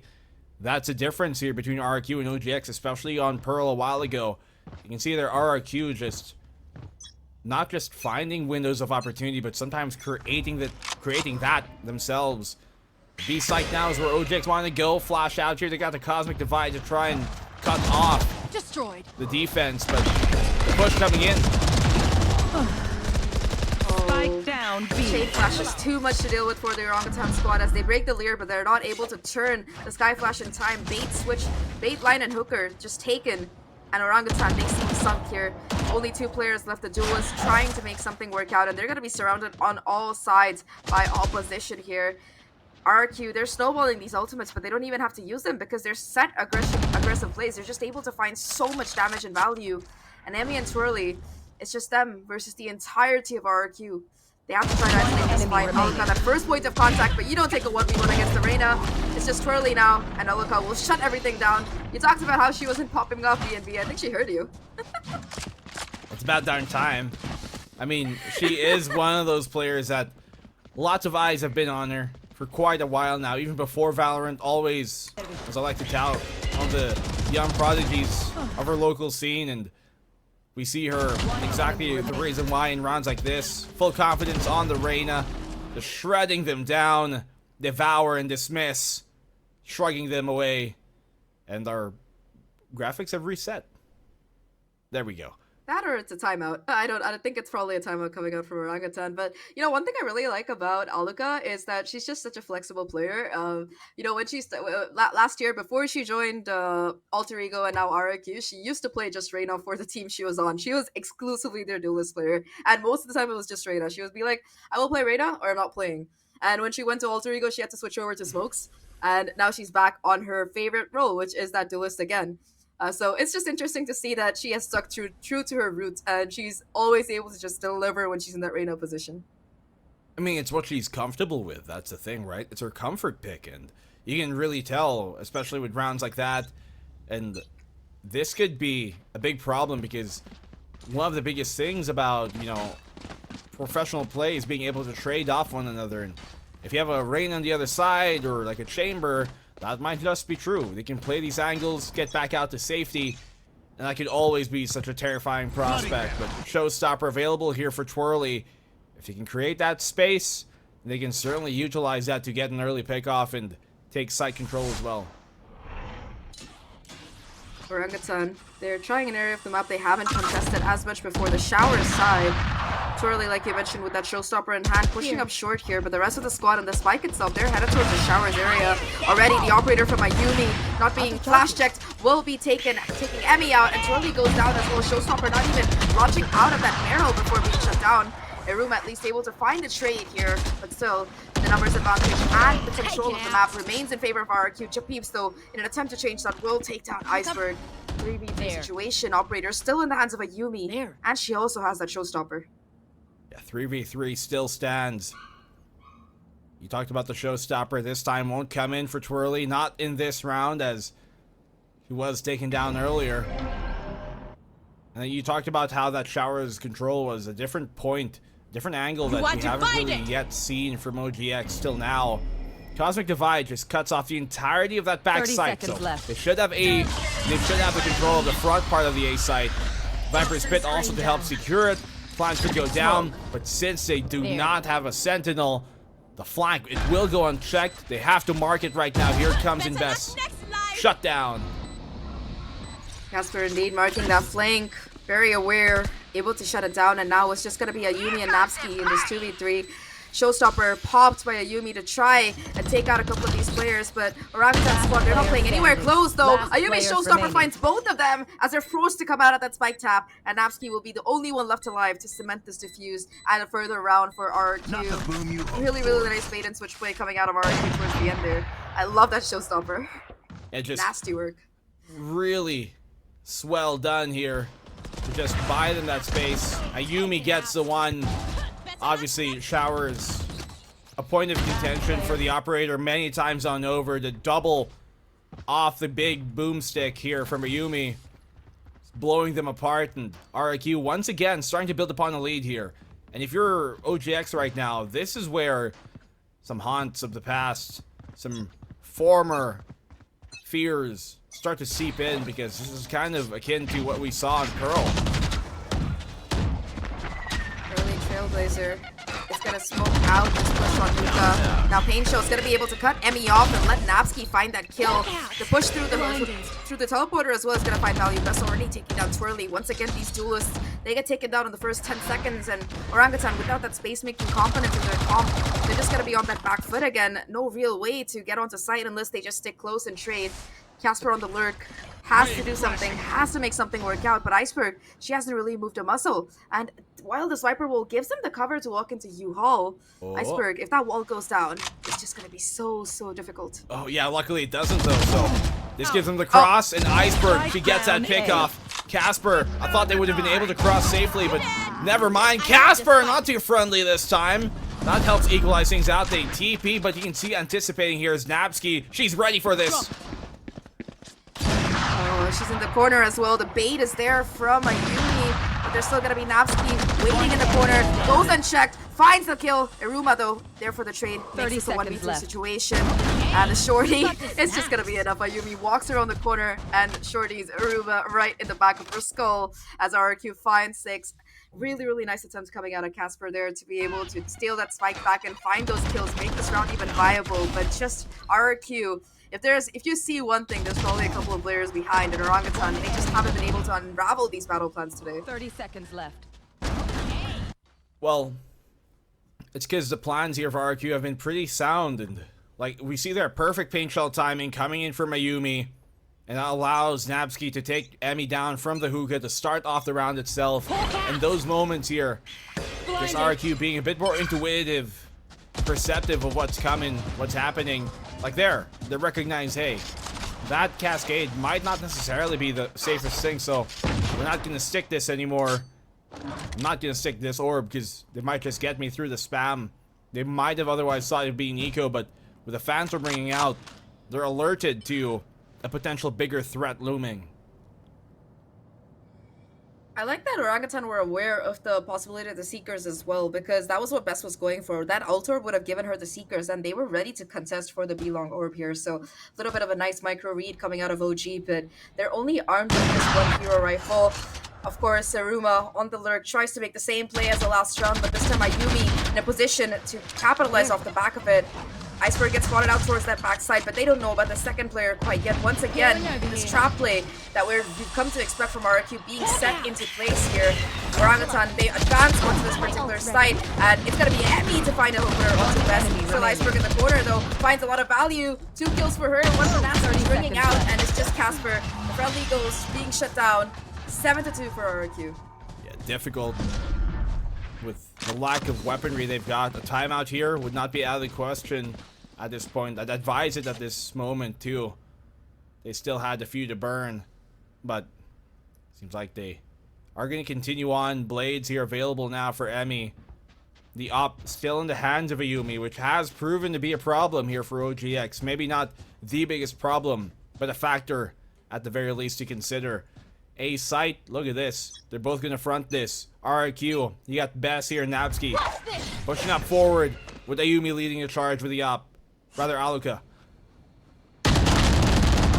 Oh no. It's really just patting yourself, trying to stay cool, but you can't stay cool like that when you have the entire squad advancing. At least Japip's able to find a trade. They're taking out Napski, so with that Brimstone going down, a little bit less of that cycling smokes that they have to worry about on the side of RRQ. Orangutan, they have a couple of ults to work with for this particular round. In particular, the Seekers from Japip's. Look at Bess. But yeah. Do they spot her out? Bess in a... I don't think they have yet. They don't know where Bess is. She's right here in the corner. She's tucked. Japeeps, will she clear this? Yes, she does. Gets a free kill on Bess, and that opens up now the ace site to be taken. Aluka, though, has the Empress ready to go, pops that particular ult. Seeker's gonna give away her position and let Orangutan know there's nobody close quite yet. But Aluka, she's still there towards his backside, not for long though. Emmy able to shut her down. Now with the Blade Storm looking to do a little bit more value, but it's gonna be the Pain Shells to take out Japeeps here. Almost a shot through the smoke. For a second, I thought it was the off shot, but it's just gonna be the Pain Shells coming out of Ayumi to read the situation. Casper will have that Cosmic Divide off the back of that spike plant, but it might not be necessary as Emmy finds another kill with that elevated positioning. Casper for the last one to boot, and Orangutan, they resurge for their third round on the board here. Well, very RRQ, nice positioning out of Emmy. Yeah, I mean, they tried to run a risk there, but you see what risks can sometimes turn against you with. Emmy, as you talked about, the updraft angle to catch out Aluka, who was on the retreat, not expecting it, not anticipating it. It's a great way for OGX to come back after the 5-round streak of RRQ, who have just started to look to run away with it, but not this time around. We got 2 more remaining, and if OGX can bring this 7-5, it's not going to be too bad at all. The angle here by Aluka dismisses away the safety after the opening pick. Again, just this bait and switch strategy. RRQ, they make a lot of noise, but that's when you know you should be looking in the other direction. Aluka just able to creep up and walk away with a free kill, completely unpunished, taking no damage in the process. For the side of RRQ, they also still have 2 major ults to work with, in particular that Orbital Strike can prove to be an extreme deterrent. But for now, the danger that they need to worry most about is Aluka. Second kill already on the board, forcing out the rotation here into Ayumi's waiting arms. It's like you dodge a shark to get caught by a squid instead. Well, with the Seekers here, just gonna let them know where Aruma and Japeeps are.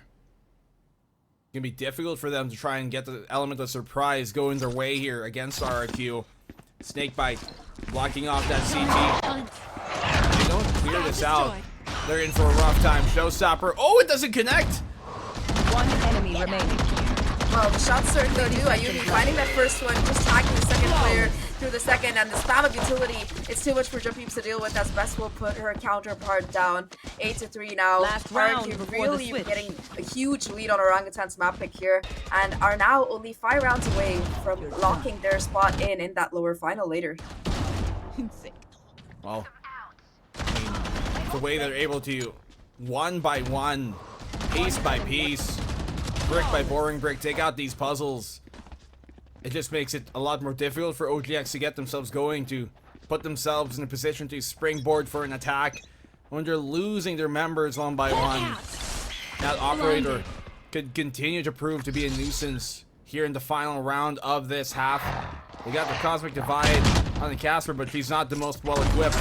Orbital Strike as well available. They take the lamps away, but it's not going to be a powerful position for them in the post-match with that Orbital Strike still looming as a threat. Especially with Aluka having spotted out these players headed towards U-Hauls. Casper is forced to invest a Nebula to try and get them out of the area. And then Orbital Strike, it's going to tag up Emmy quite a bit. At least she's going to be able to get away with her life thanks to that smoke from Casper. Orangutan, they look to go back towards the east side now. But in the corner, Ayumi finds the lineup here, looking for a little bit more, spots out the third player. Still trying to anchor it onto side. At least Emmy on the opposite side, able to find a kill on the lurk here. But Ayumi with the reposition, still going to be a danger before Aruma finally shuts her down. Now it's just gonna be two more players. It's gonna be the Harbor ult as well to make it even more difficult. Emmy versus the world can only find one, and RRQ, they get that 9-3 half. Well, Switching it's a great sides. scoreline if you're not superstitious, but I mean, Ayumi does get the double here as they line up, Zach, and One enemy remaining. initially, you know, Orbital Strike maybe not the most well-timed, but it doesn't matter when RRQ are just much more prepared for the coming side here of OGX under attack. But you know who is prepared to the utmost degree? Well, it's Tosh and Quack. Woo. You know what, Nico, we weren't prepared. We weren't prepared for what chaos that first half was. If I could compare the two pairs of duelists for these two teams, I would just call them like two bulls just, you know, trying to headbutt each other over and over again, because that's how much firepower we're seeing for the two duos from these two teams. Now let's kind of break it down for a little while, and I think that for Bind, it does seem like OGX knows what they're doing. They are putting in a lot of fight. They do understand what they want to execute here, but in a lot of situations it comes down to these 1v1s, these 2v1s. It comes down to the wire. Yeah, a lot of it is, I mean, locking horns. It's the duel of the duelists, and when you have an RQ that is just comfortably sitting around playing defense, feeling themselves, feeling that confidence, having that operator on their side, something that Black and Blue was repeatedly talking about. It's just such a useful tool at shutting down a lot of Orangutan X's plays that they can't even get into position to set up for an execute. So it's a really tricky thing, and it's a little bit unfortunate.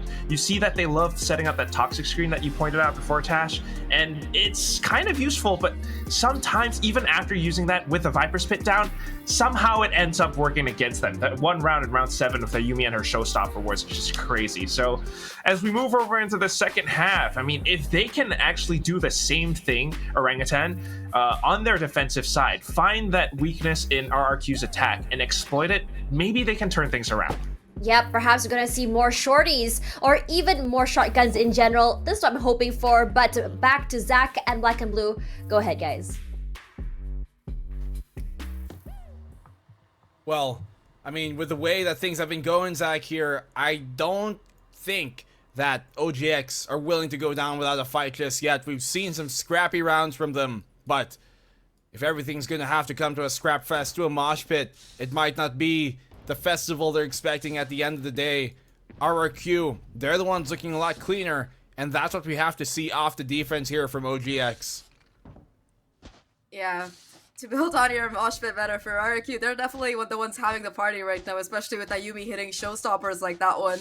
But Orangutan, you said it, they're scrappy, they never really go out without a fight, and even though they might be lagging behind, all it's going to take to try and swing back into this is that pistol round. Remember, this is their map. They're going to be switching over to that defense-sided strat now, and with that double controller comp, we've seen how deadly Aruba can be in the past. It might be what they need to jump back into the swing of things, but talking about the swing of things, we're starting off fast here. A quick double satchel by Ayumi to brutally take out Twirly, and it's going to be a 1-for-1 as Casper finds the trade. Now on this elevated position, Emmy, once again taking advantage of the angle, finds a kill onto Bess, and gets OG the advantage. She loves those vertical angles, and once more abuses it, finding the opening due to it. Alka, quick tap away. Emmy eliminated, deleted from the fight. It's a 3v3. Dog catches her, and her bite is literally way too deadly. 2v3 as OGX looking to maybe take this pistol. They are on track for it, and like you mentioned, that's definitely a dog whose bite is deadlier than its mark. Taking a huge kill coming out there, getting the numbers back in favor, and now Orangutan in a 2-1v2. Japim's trying to get that final kill and will succeed. I like how they went for the pincer mover on Iceberg, not taking any risks or Orangutan, even if Japips went down there, had the flank around and the advanced positioning. So Orangutan, we talked about it, they're scrappy, they don't go down without a fight, and this pistol win is just a start. I mean, it did become kind of a scrappy way to get the round 2 here with Emmy. The updraft gets the one. And even though Alec was able to shut her down, ultimately enough, it was a Trailblazer that just sent things her way. She was vulnerable, which is why it still did enough damage. I think she had like 40 HP, but when vulnerable, hit by the snake bite, it's more than enough to be taken down by the dog. And one has to wonder, What's the dog doing? who lets the dog out? We can keep making dog jokes here, and I'm very tempted to. Especially, every time I see like a Trailblazer getting a kill, it's just I have that soundtrack in my mind. What that dog doing? Every single time, it just plays in my mind rent free. But talking about rent free, Orangutan, they have quite a bit of space early on here. The right click in this close quarter combat though, it's gonna put Iceberg on top. A second kill for Aluka as well with the Sheriff. Casper trying to stop the bleeding here, has some help from Japeeps and Aruma, and now Orangutan, they're gonna be the ones on attack, fighting these advantages. Yeah. 2 players left for RRQ.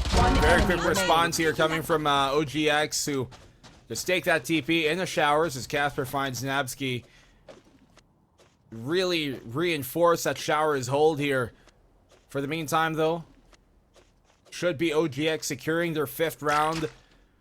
Able to save some of these weapons as well moving forward.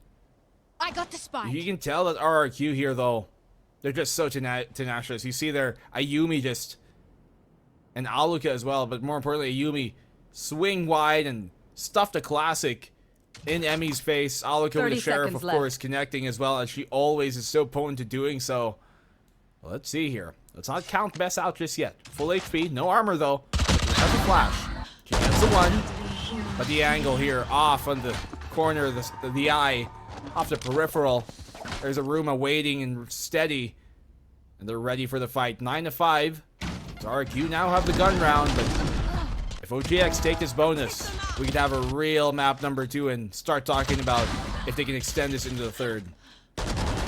I really hope it does go to a map 3 there, because Fracture is a map where both of these teams have clashed in the past before, and it's always been extremely close. I think that for Fracture, at least statistically, RRQ are in the lead, but the last time they did play each other, Orangutan walked away with the win, so that's definitely a map I would love to see. But for that, like you mentioned, Bind, this bonus in particular, it's going to be difficult for Orangutan because they lost a lot of players in that previous round, and they're not going to be forcing up like RRQ tends to do. So RRQ, despite losing that anti-eco, they made it quite expensive here. Yeah, and the cushion here by RRQ is not going to be favorable at all, obviously, to OGX, but to let that even grow even more so, to let plump up, it's going to make things a lot more difficult. Going to draw the lines a lot clearer in favor of RRQ, who are already here in a position to springboard into an execute. They're just waiting for Ayumi to catch up, and here comes out the push. Flash out, they get the tag on the Emmy.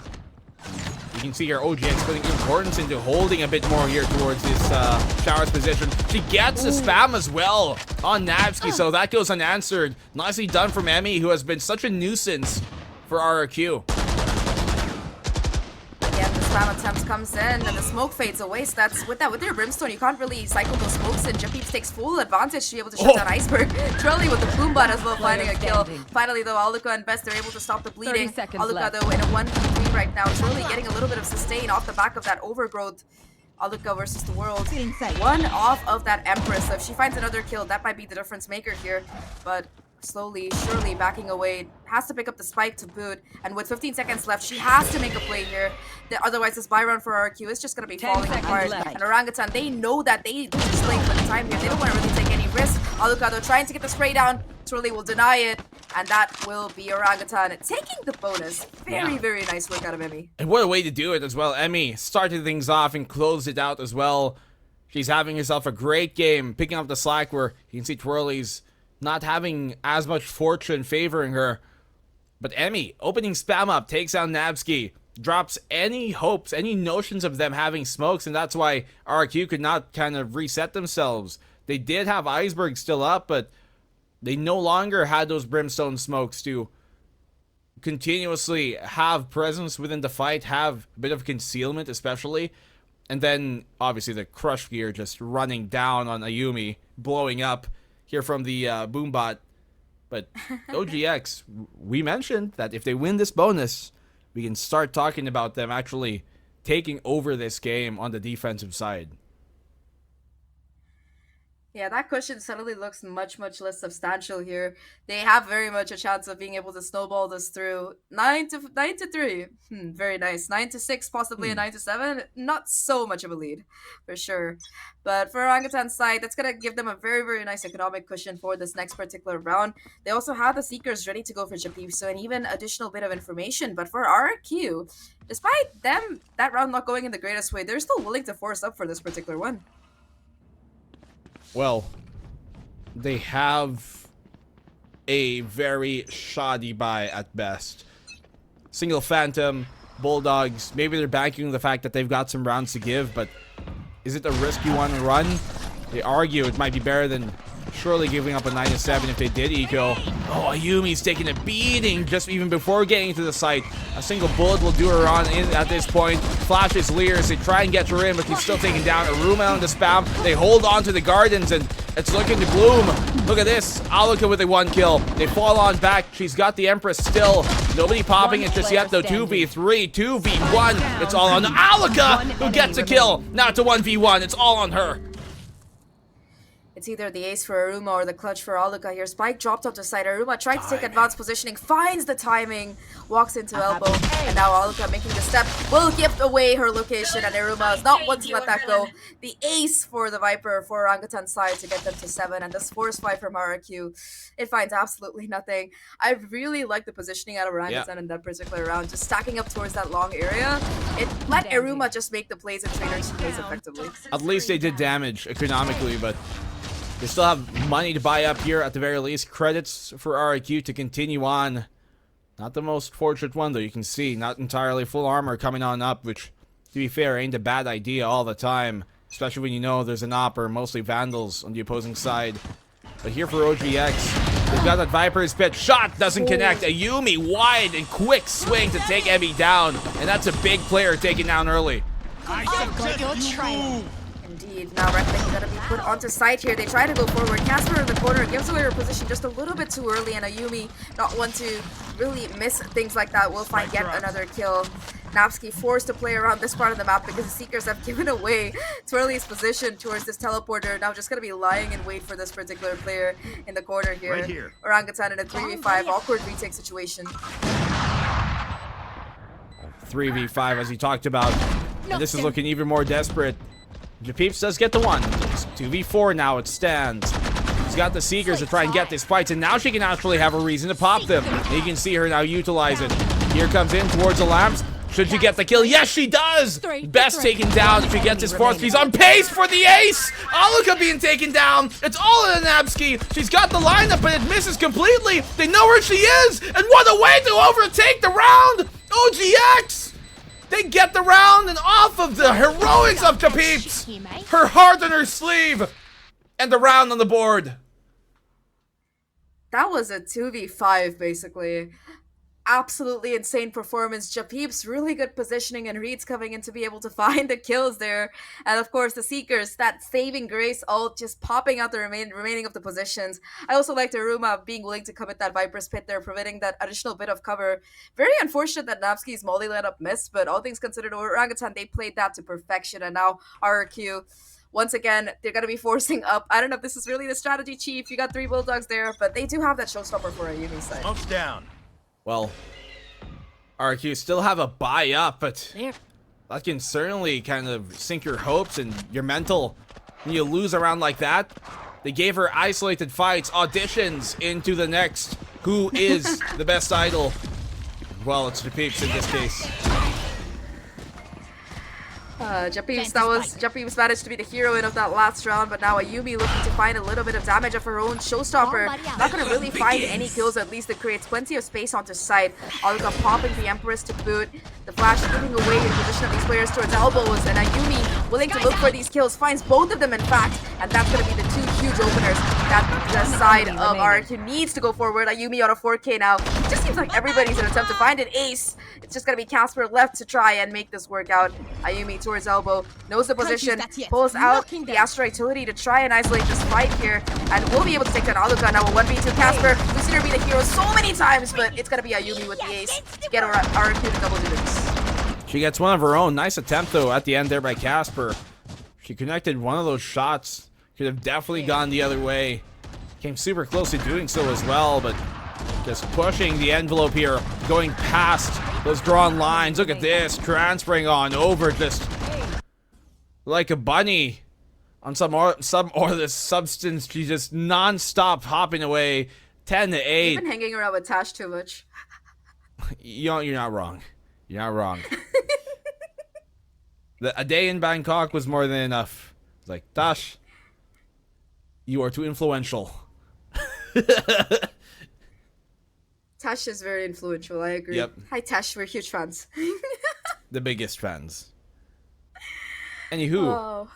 yeah, I mean, you look at OGX now, and their fans must be having a bit of a rough time right now after coming back with such a strong round. Just suddenly RRQ have no problem turning things back their way. Yeah, that round in particular is gonna force Orangutan to take their second timeout here. Still, they have quite a bit to work with at the very least. Gonna be able to buy up for one, and they do have the Bladestorm as well as the Showstopper on their duelist. Casper with the Cosmic Divide ready for that retake situation as well. They can't really let it get to that point though, because Napsky has proven to be more than willing to play that post-plan kind of role on the Brimstone, and she has her Orbital Strike ready to go. Let's see if they're actually going to use it here. I mean, when you're in OGX's position, you kind of wonder, like, what positions can we hold in the first place? That Orbital Strike, as you said, looming over their heads, makes them play away from that Lamps position, from that U-Haul, and taking other spaces of control, places that they can back away from safely or have more place to actually move about and dodge it.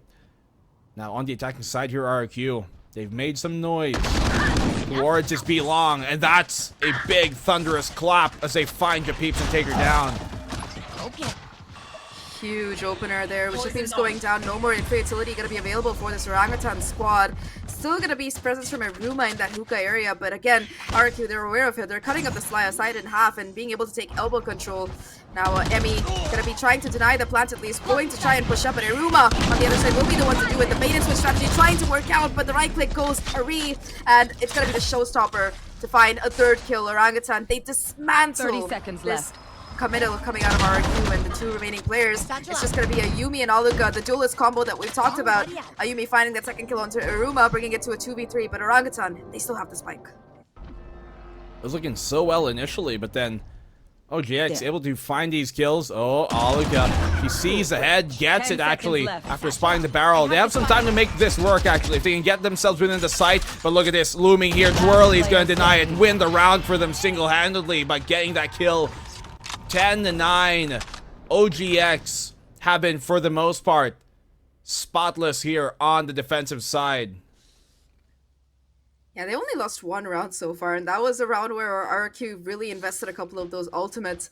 But talking about Orangutan's defense, right? We talked about how aggressive Emmy and Turley are playing and how they're able to just find those opening kills a lot of the time. And even when Ayumi is able to find that first split, Orangutan, they're very, very quick to strike back. Like in this round, even if Japeeps went down early on, Iruma was playing that long game. They're kind of lurking around towards Hookah and able to find the timing on those smokes. Really, really nice work coming out of her.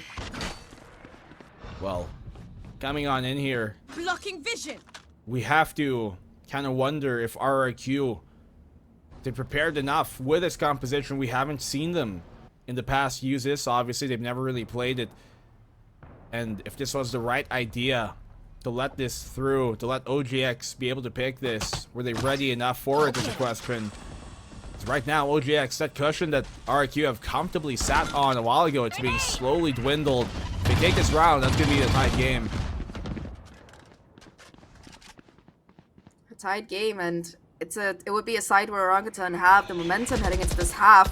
Ayumi now pushing forward, has taken U-Haul control, and Orangutan, I don't know if they're aware of this possibility. The flank has come in though, Iruma just walks up, able to take down Iceberg, but the duelist for RRQ, they strike back, takes out Iruma as well as Truly, and now it's just going to be Casper left alone on the side. Makes a little bit of noise, giving away her position as well. I don't know if she's going to be able to check out Napsky in this corner, to spot out the shoulder and find the kill, bringing things back down to a 3v3. Emmy finds another kill to boot, and now once again, it's this double duelist combination. Ayumi has that showstopper, can make it expensive, and in this 1v2, it might be the difference maker here, but already Casper running up close and personal, Emmy running up close and personal, finds the kill. It's a 1-for-1 trade, and Casper finds the defuse at that 10th round. Yeah, smart by Emmy there to actually rush her down, give herself up for the greater cause, because that close, you have a much bigger chance of getting the kill, and hell, even much bigger chance of Ayumi taking herself down as well with her own showstopper, so good for her to front that. And once more, for the greater good, for the bigger cause. just run her down completely and make sure that it doesn't hit the spike instead. So, tie game. We have equilibrium achieved. Gun round for both. That will decide how the future of this map continues economically. I really also appreciate that Orangutan. They learned from their mistakes on that spacing situation, but now Emmy on that upper angle along with Casper just stopping this push from RRQ in its tracks here. Emmy gonna be falling back for a little bit of sustain from Japeeps, and while Aluka is able to take the space off the back of it, it's space that Orangutan is willing to give up in this 5v3 situation. They have the numbers, and they want to play for exactly that. They anticipate an aggressive push as well. You can see them playing all the way back, but still marking it here. Aluka. Oh, she potentially had the timing. They get the heal back on up.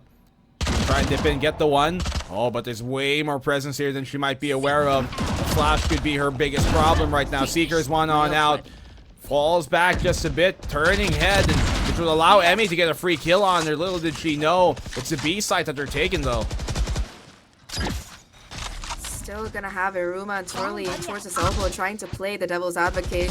Natsuki, of course, with that orbital strike, could create a little bit of cover to get that plan down, but so far, at least, it's gonna be Twirly satcheling right into their opponent's faces here, with the judge able to find that first kill, and, well, she just tracks Iceberg. Emmy just walks up and takes the second. Orangutan, they steal the lead back here, and from 9-3, we are at 11-10. Orangutan, they stand strong.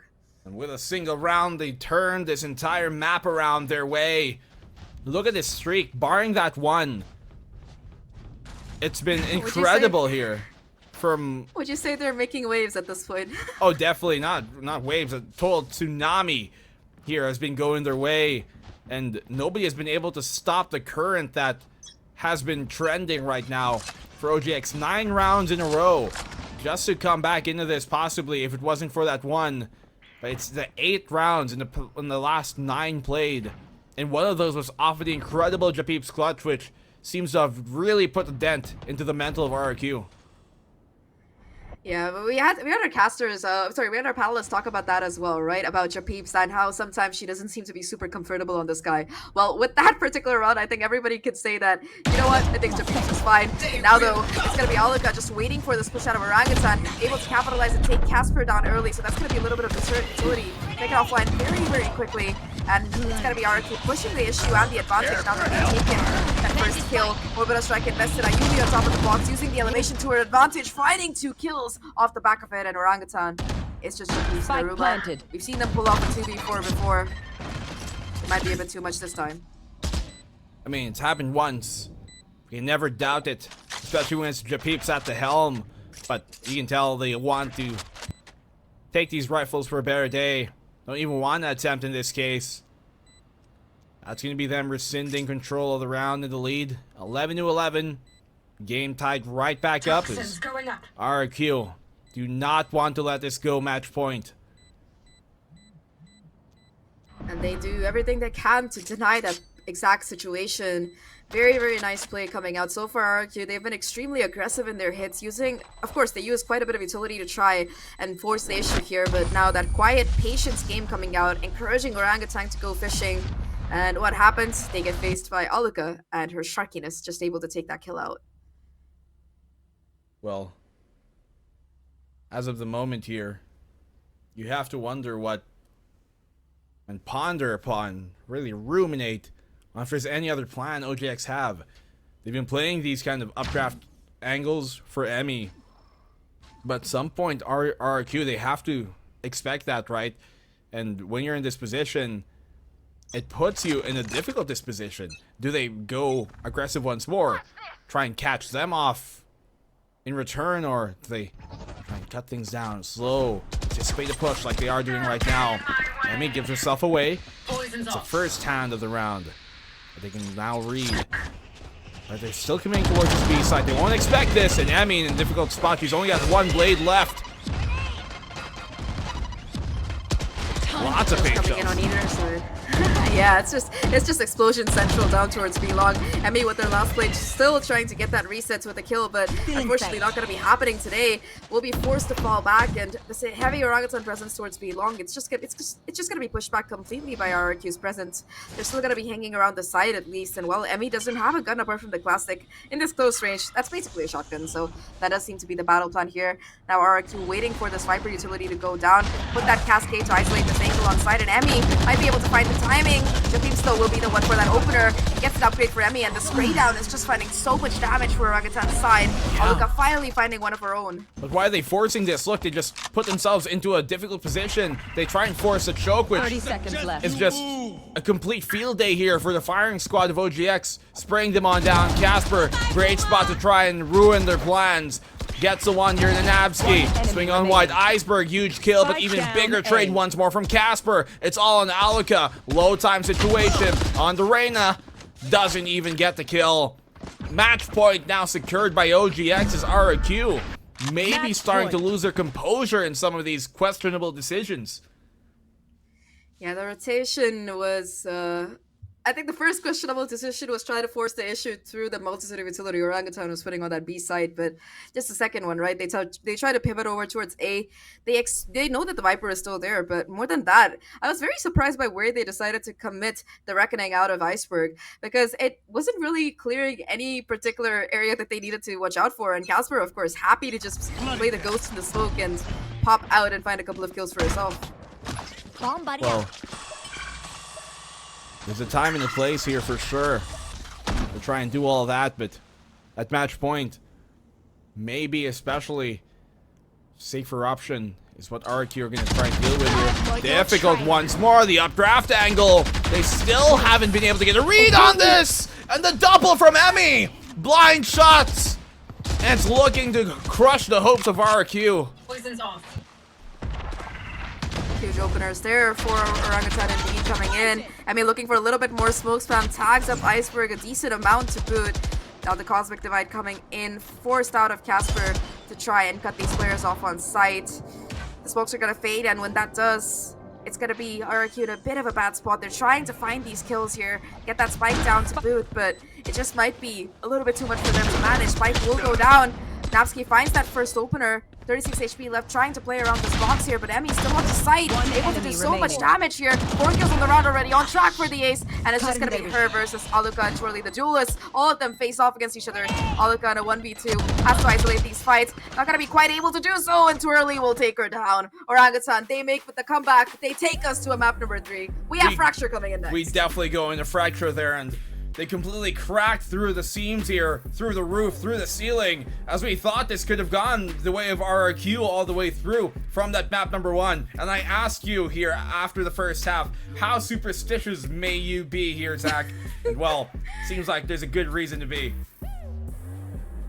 Indeed, the 9-3 curse, or well, Orangutan, they strike again. They're able to make that comeback, and this is what we saw yesterday. Do not count them out quite yet, because they're a team that will dig in deep at the last second and fight as long as they can. They were able to make that pushback yesterday. They do it again today. They find victory on Vine, and now we're going to be going over to Fracture. But before that, let's have our panelists break down this particular map, because my god, there was a lot to break down.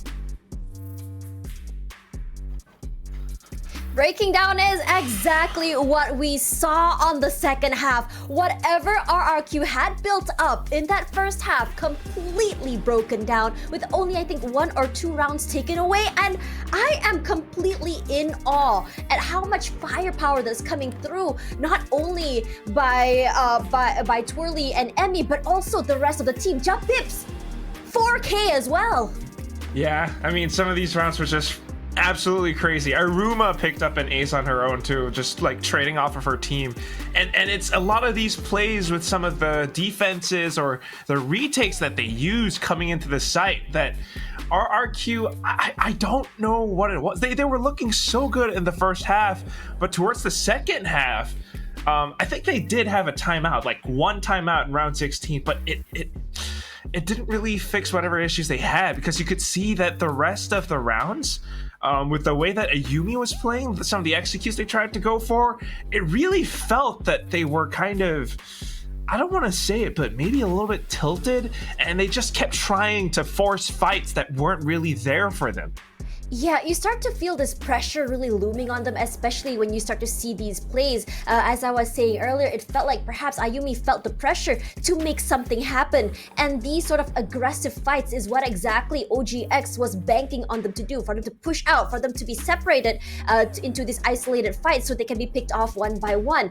Again, when we talk about the duo of Ayumi and Aluka, you're expecting them to come in together. The Lear to come out, a flash set down by Best to be able for them to really open up the map for them. But because they're just so separated, it didn't happen. And we also spoke about this just now, about how Aluka needed those picks to be able to enable herself as a Reina. And because she wasn't able to, she was just rendered pretty much irrelevant. But for now, when you look at Emmy, when you look at Twirly, they're understanding that they don't have to be too aggressive. They're understanding that they have to play together to be able to win these rounds, to be able to play close in front of the chokes and really punish them for it. Yeah, and that's why the stats say everything. I mean, you can see it right now. 15 first kills from RRQ, but that's it. You know, in terms of post-plant wins or anything else, OGX came out on top despite, you know, lacking a little bit in that first kill department, because they just had the right ideas coming into how they want to fight back against RRQ, especially at the start of the second half. 5 rounds in a row really nullified whatever lead that RRQ had, and Emmy was one of those players who led the whole charge. I mean, she came in, especially in round 20, with this sort of sacrificial play against Ayumi. Ayumi was inside lamps, had a showstopper out, wanted to deny the spike defuse, but Emmy just ran face first into Ayumi to ensure that win. That's amazing. That said, though, I mean, it's a really strong team. We talk about their potential. They need to keep that up going into Fracture, right? Yeah. Ayumi is still a force to be reckoned with. Just in the previous round, round 19, Ayumi actually was so mad that she rushes in on her own, and with like a lot of satchel plays onto the B site, she finds an ace. Yeah. That's why she's the kill leader. She's still someone that you have to disable, especially on a map like Fracture. Yep, speaking of Fracture, momentum is what really leads these teams to victory, and Fracture is the perfect map for momentum plays. Let's see who will be taking it home, who will be going forward, and who will be done today. After this, we're gonna go for a quick break. More Valorant after the break.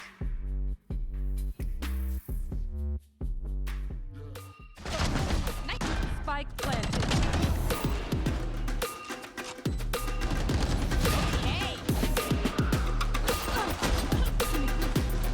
One enemy remaining.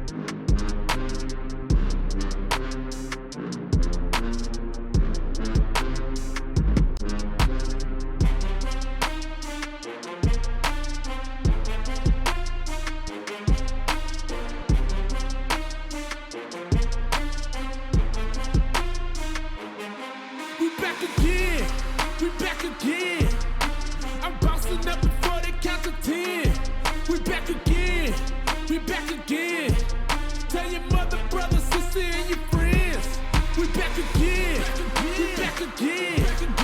I'm bouncing up before they count to 10. We back again. We back again. Tell your mother, brother, sister, and your friends.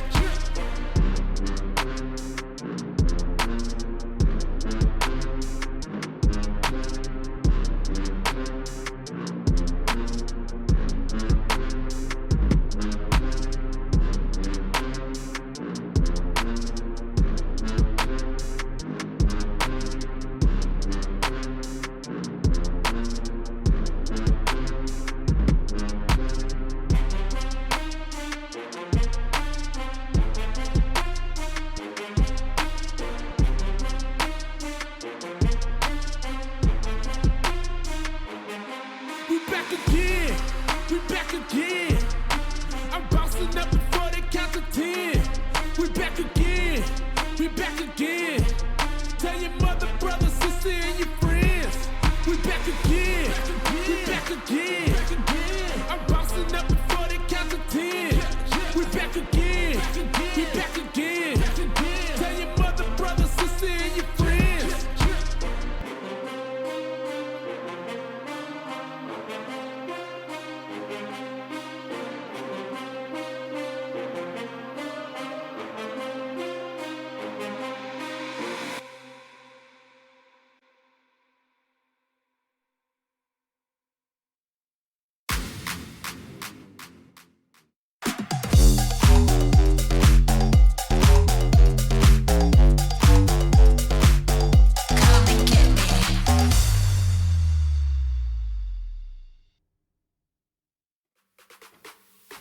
As I just said on the Bird app just now, it's not an Orangutan match without a heart attack, a game 3, and a comeback. But let's see if the comeback is gonna be happening here. Tash Bunny alongside Quack, as we are now going to map number 3 for the second series of the day between OGX and Team RRQ Kaguya.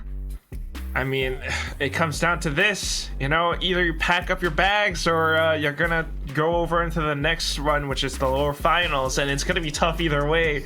And I mean, we're seeing that comeback from Orangutan X. They can make it happen, but onto a map like Fracture, Tash? Oh, it's hard to analyze this. It is, because Fracture is such a momentum-heavy map, and after seeing these two teams play, they are two very momentum-heavy teams. They tend to, you know, really chain round after round after round. They tend to play depending on how confident they feel. And RRQ Kaguya, when Ayumi as well as Aluka feel good, they tend to pop off. And the same can be said about Twirly and Emmy.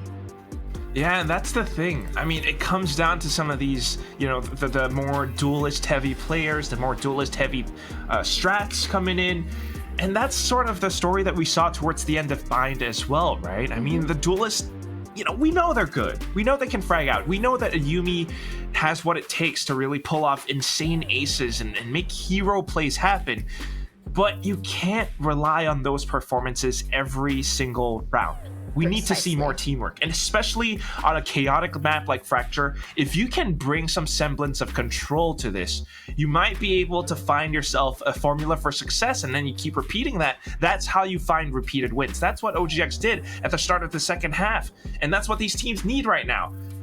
Based off what they've played before, I mean, RQ Kaguya versus Orangutan X, they've played Fracture, you know, as a matchup once before, but that one ended 13-7 in favor of RQ. And keep in mind, this was with their old composition, their old roster, when they had Chloe subbing in as the Killjoy, and she topped the charts. Yeah. It's going to be a different story this time. For sure, for sure. But when you look at Orangutan X's last run on this map, they played Fracture against Scythe NWJ just a few days ago. You know, I mean, they did win. It was a 2-0, and it was a pretty dominating win. 13-9 is, you know, something that everyone should look out for. At the same time, for the last time that RRQ Kaguya played this was, I believe it was in the, no, it was upper semifinals. So it was a stomp. Yeah, they lost to Full Send Sapphire. So if that doesn't say a lot, I mean, this is something that I think both teams should really look out for. One win against Scythe and WJ is a little bit more closer, but the loss to Full Send Sapphire was a stomp. So it's hard to really paint a story, right? Sure. But for me, Tash, I think what this comes down to is a lot of that mental game. Right. And if you look at the statistics of all those previous matches, yes, the duelists are still up there. It's the rest of the team that isn't quite going in together, because that's the teamwork that you need. Duelists wanting to make hero plays, but everyone else not quite kind of following that same idea or game plan, or not having that same heroic feeling or that same fire in them. Everyone needs to be on the same page in order to bring their team over the edge today, right now. And looking at the composition, first of all, you got, a lot of synergy with this. With the duelists and the initiators. You got Right. Torley on the Raze, which is interesting, because I tend to prefer her on Jet. Same. But then Emmy now coming in as the Fade. Fade. So there's that synergy with the C's Paint Shells combo. But on the other side, you got the Flash and Dash with Bess and Ayumi. So that's what this comes down to. They're playing their own game. They got to play to their strengths. We need to see those initiators coming together strong with the duelists. Coordination. Coordination is definitely key, and I think it's also about control as well. I mean, one great thing about this map in particular is that it does reward aggressive gameplay. That take onto A main or even B main, taking up that space and denying that space is definitely going to be key. And on top of that, your lurkers are going to be, I would say, the defining moment between either you win or lose a round. We're going to be looking a lot at Casper. We're going to be looking a lot at, perhaps, I think it's going to be either Bess or Iceberg here, or maybe even Aluka if she wants to, right? Because she's going to be running into a different role. So it depends on that as well. So I'm just curious to know how heavy are the lures going to be? Is it going to be a full-on flag of 2 to 3 people? How exactly are they going to be planning on taking up space, and how much control can they have, and can they hold that control onto the site itself? And that's the tricky thing, especially when you're playing against such strong duelists. If you can shut them down, that will be amazing. If not, I mean, you're going to have to take a lot of map control. You're going to have to push out in spots and try to find ways to approach the site, because we're playing on Fracture, baby. It's 4 different parts of the map. It gets a little bit messy, a little bit chaotic at times. And if you can work together as a team to control all of this chaos, you'll probably come out on top. Yeah, and as the famous Pacific caster Komodo says, the no-no rope. Are we going to be seeing the no-no rope being used? Because we saw a few mishaps there. We saw a few people dropping us off those ropes. I mean, even then, we saw in South Asia, there was just the insane play by the OGX men's team where Antido was able to make a rotate and just flank with the rope. I don't even know, man. That rope is cursed. So again, reminding you guys that the rope is a no-no zone. That sounds really weird. I don't know. Komodo said it in his cast. I'm just echoing. One of these plays that, teams can use to kind of find flanks, find different ways to approach it. But yeah, that's, again, why some of the Sentinels are really important as well, because you have those traps that you can use to kind of give yourself information over what your opponents are about to do, right? Yeah. And that's, again, we need to see that coordination. We need to see some of these teams kind of finding that fundamental footwork. Everyone performing their job. Everyone doing, whatever their plan is, and be on that same page. Because if it's that same thing that we saw from before, and it's just, one player trying to make things happen on their own, it's not quite there. Yep, teamwork makes the dream work. But we're gonna go on a quick break. When we come back, straight over to Fracture. We'll be right back.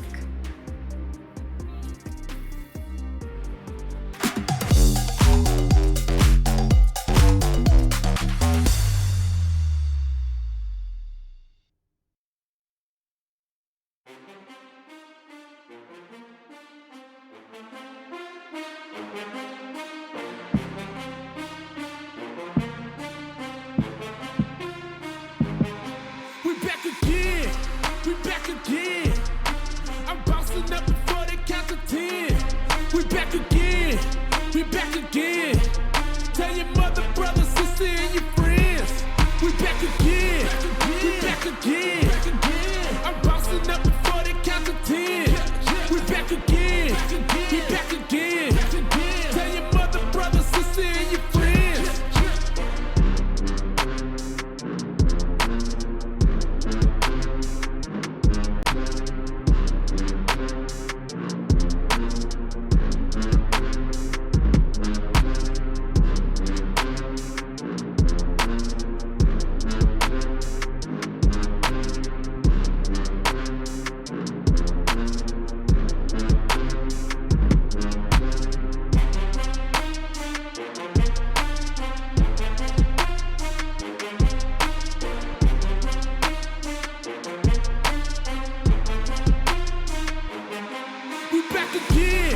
We back again. I'm bouncing up before they count to 10. We back again. We back again. Tell your mother, brother, sister, and your friends. We back again. We back again. I'm bouncing up before they count to 10. We back again. We back again.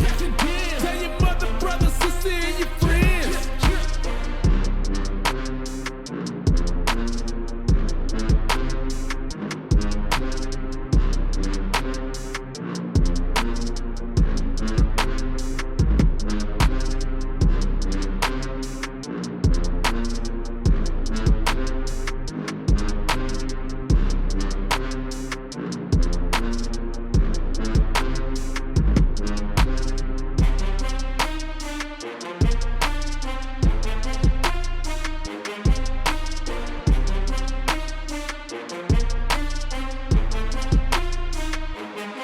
We back again. We back again. I'm bouncing up before they count to 10. We back again. We back again. Tell your mother, brother, sister, and your friends. We back again. We back again. I'm bouncing up before they count to 10. We back again. We back again. Tell your mother, brother, sister, and your friends.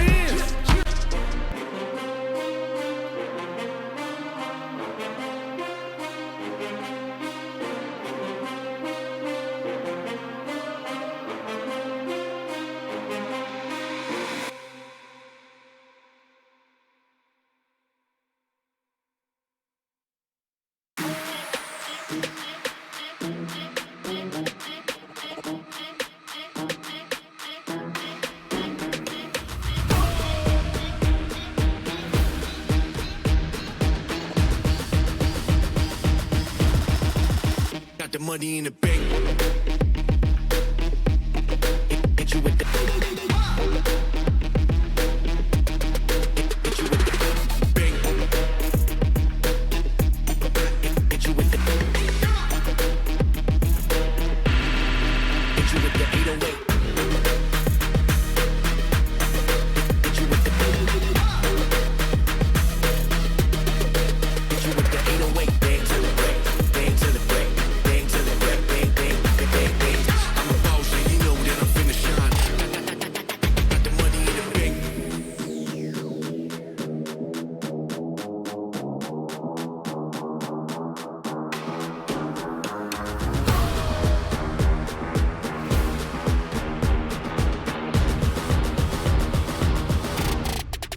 Got the money in the bank.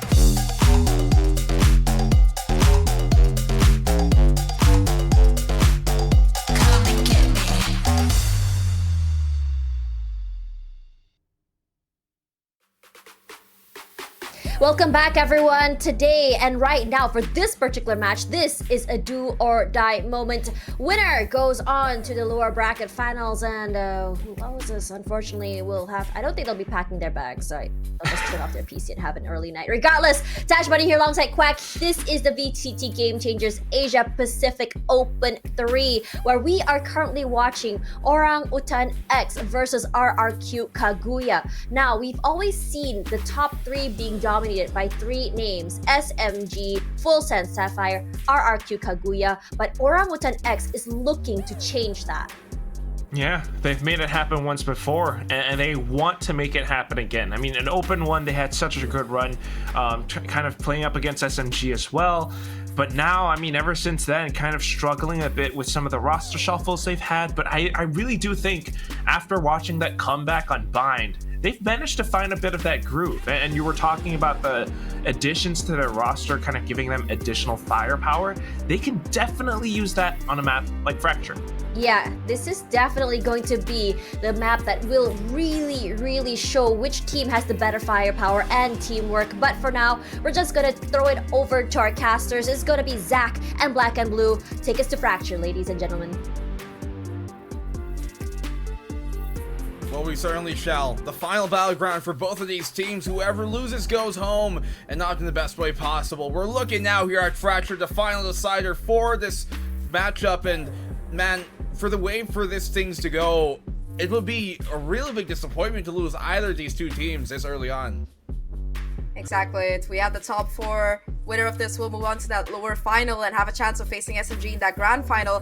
But like you mentioned, this is a matchup that we've seen several times before, exactly in the same position. And I think Open 1, this happened 3 times, if I'm not wrong, over the course of the playoffs. So definitely a game that is very fun to watch and very fun to cast as well, at least from my side. But when you consider Fracture in particular, right, this is a map where, in general, RRQ, they're a little bit higher on that stats side, but the last time that these two teams faced off Orangutan, they were the ones walking away with the victory and taking it forward. So I think it could generally go either way. Looking at just the team comps that we talked about, I think that this particular Raze Fade combo, it has potential, but looking at how Ayumi has been cracked to just opening up sites and finding those first bloods, both duelists, they're on fire. Oh, they definitely are. You talked about the possibility, the potential for that kind of combo play with a Fade, and as well as the Raze, and that's always something to be aware of when you're going up against that. You look at the Fracture here of Orangutan in the past, and it's been one of those maps that have always been a threat. No matter what team you are, no matter who you are, you can definitely be one that you can be taken down on. Now, one of the teams that did take him out during the last Open, during Open number 1 rather, was Global Esports. They were able to take it out away from him. Other teams like Full Send Sapphire as well. But here, when you look at RRQ, a team that was eliminated before in the past by Global, when it was Orangutan who sent them down to the lower bracket, when we're talking about Open number 2, that's really where, Global kind of turned our heads towards him. That's when questions started arising of RRQ, like in regards to their performance. Will that continue here today? Will RRQ exact revenge, or will Orangutan close this out once more? Let's move on now to round number 1, as the B site is where they're gonna go, which is completely open for the plan. Orangutan like to go for these retake heavy setups on this particular map, but they're pushing the other lanes here, and it seems like RRQ, their read is perfect. They do get the plants without any casualties on this B side. Snap to the smoke, not quite connecting. Already the flank though, coming in from Orangutan here. Flash is perfect, but the shots are not as able to capitalize and find a huge kill. Orangutan now crunching in on every side of this map so far. One enemy remaining. Yet another kill, and it's just going to be a 1v4 situation. Ayumi, we've seen her hit hard before. There's nothing much even for her to deal with. Finds only that first, not even that first kill rather, before Emmy shuts her down with the clean headshot, and that's going to be the pistol. Orangutan, they take it. Well, you talked about how Orangutan liked to run kind of a more retake focused setup, especially on a pistol like this here in Fracture on their defense, and you can see exactly why, because they're very competent at doing so. Then you talked about that Fade plus Raze combo, but I think aside from that, also the fact that since Breach is such a mainstay here, it just really becomes super potent. That fault line can always set up more kills and buy up more space, especially for OGX here, who have those chokes to benefit them when playing off of RRQ as of the moment. Here on their attacking side, once more, Arcade is where they want to play. Yeah, Ruma just trying to play off her utility, kind of stuck in the moment there, as once again RRQ, they rush forward. I think it's a little bit of a technical malfunction there actually, as Ayumi able to find that kill and also pick up an upgrade to boot. Once again RRQ, they're pushing the issue, and yeah, well, finally Orangutan, they seem to have gotten back into shape here, but the rest of the players are still kind of stuck on this B side. I think we might have to do a rollback for this round. Well, as of the moment, obviously, kind of like play on till you can play on, but as things have looking to be, probably called for attack here. As you said, maybe they're going to try and rerun this, repeat this. You can see them conceding the round, obviously, to play it on anyways. Peeps, he's like, okay, you may do whatever. This round doesn't count, is what they feel. But we'll get the official word on that out in just a sec. The real thing here from RRQ is that there's They have no fear in trying that same idea once more. They go back towards arcade. And that can also benefit in having to not show your hand twice in how you address other positions. If they went B main there, if they went anywhere else, it would have shown OGX how they play their attacking execute on that side. And on a round especially that they aren't necessarily poised to win, it's not worth the risk of giving away that information. Exactly. They really don't want to play reveal their cards too early, like you mentioned. Also, just getting that conditioning in early on, right? First two rounds, they put heavy pressure on that arcade part. Third time or fourth time around, maybe they're just gonna act like they're doing that, but go for one of those quick rotates. We've seen RRQ do that before in the past. Very, very sneaky players.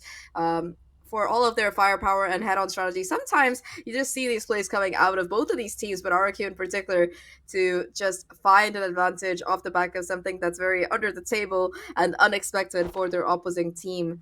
But at least looking at just these Asian comps, right? The last time that RRQ played, I think this particular map, it was against Full Sense Sapphire in this particular tournament, and the upper bracket, it didn't go too well for them in BNB, because I remember it was something like a 13-5 or something, and they were just completely read and outstratted by the Full Sense Sapphire squad. So Orangutan, they definitely have some homework that they can try to build off of, because the team comp, it hasn't changed at all.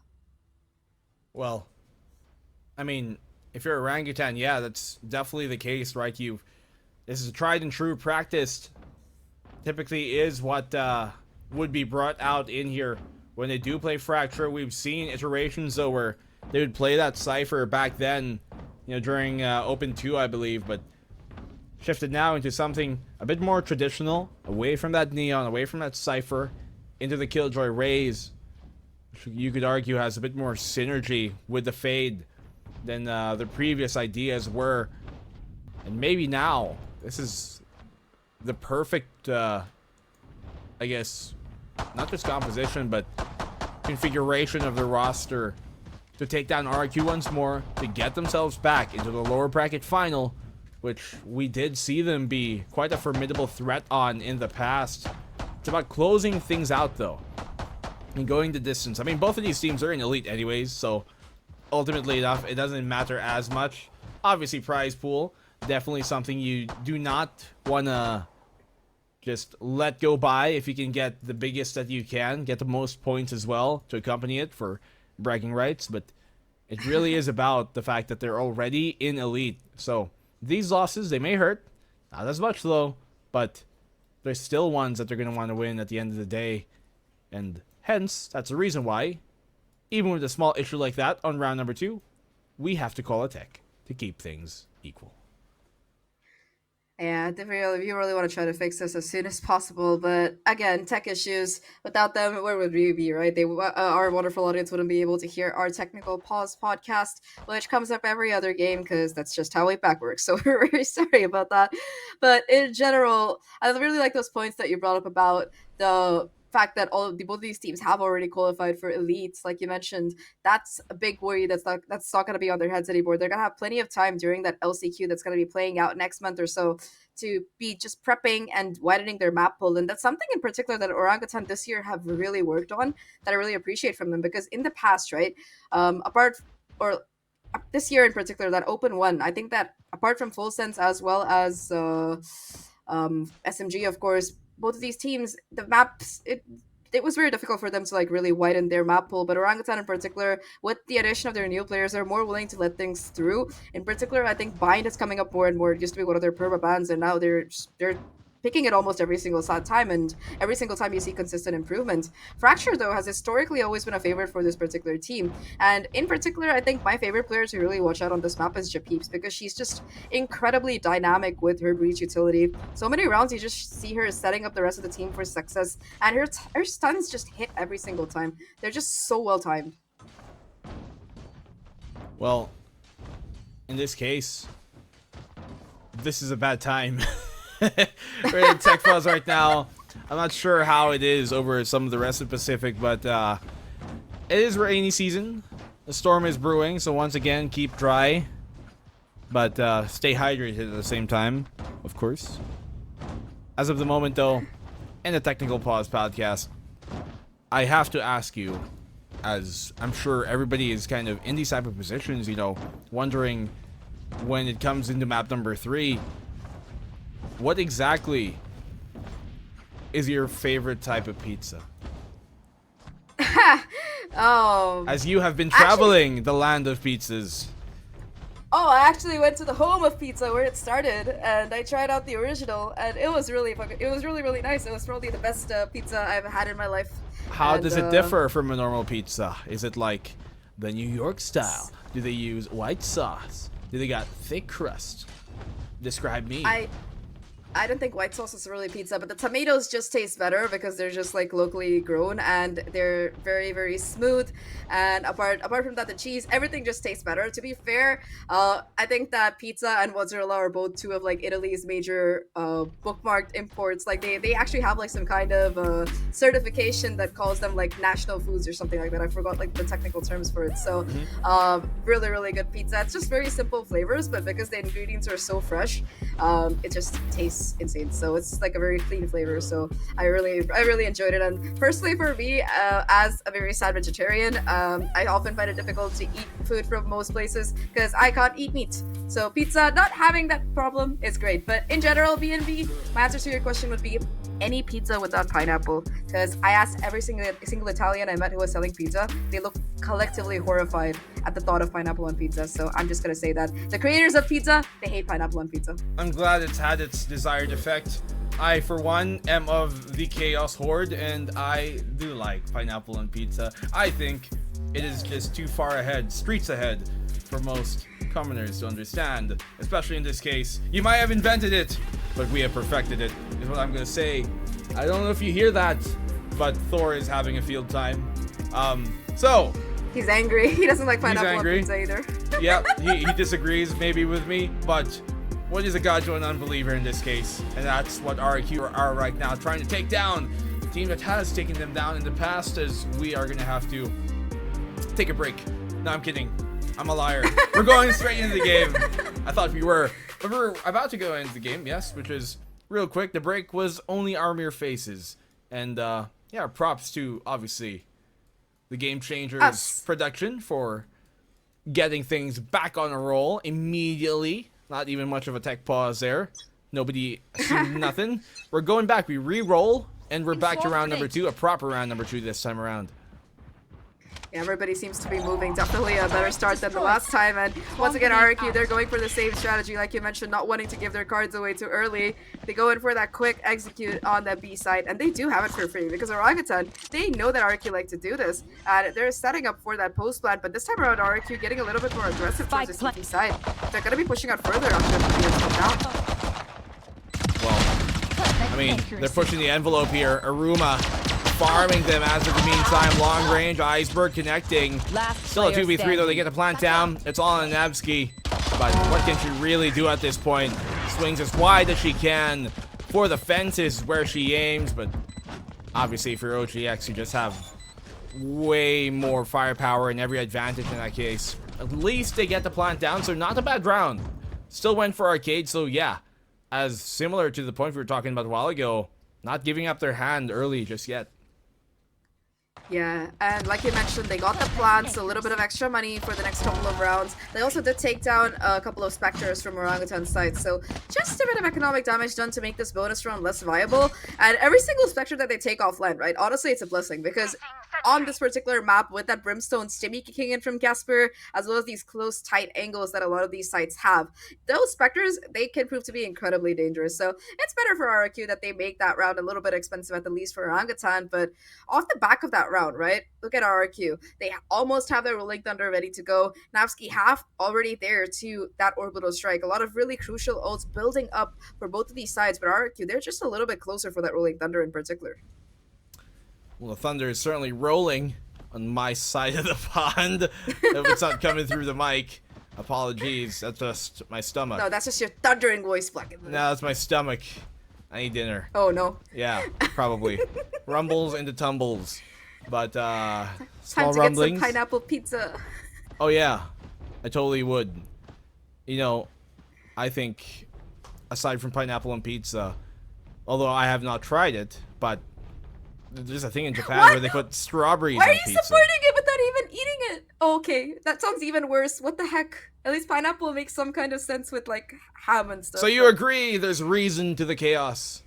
Yeah, it's There's reason to stupid, the rhyme. but there's like It's the some kind of food sweetness science to the behind it. saltiness. It makes sense. Sweet and salty. They're contrasting ideas.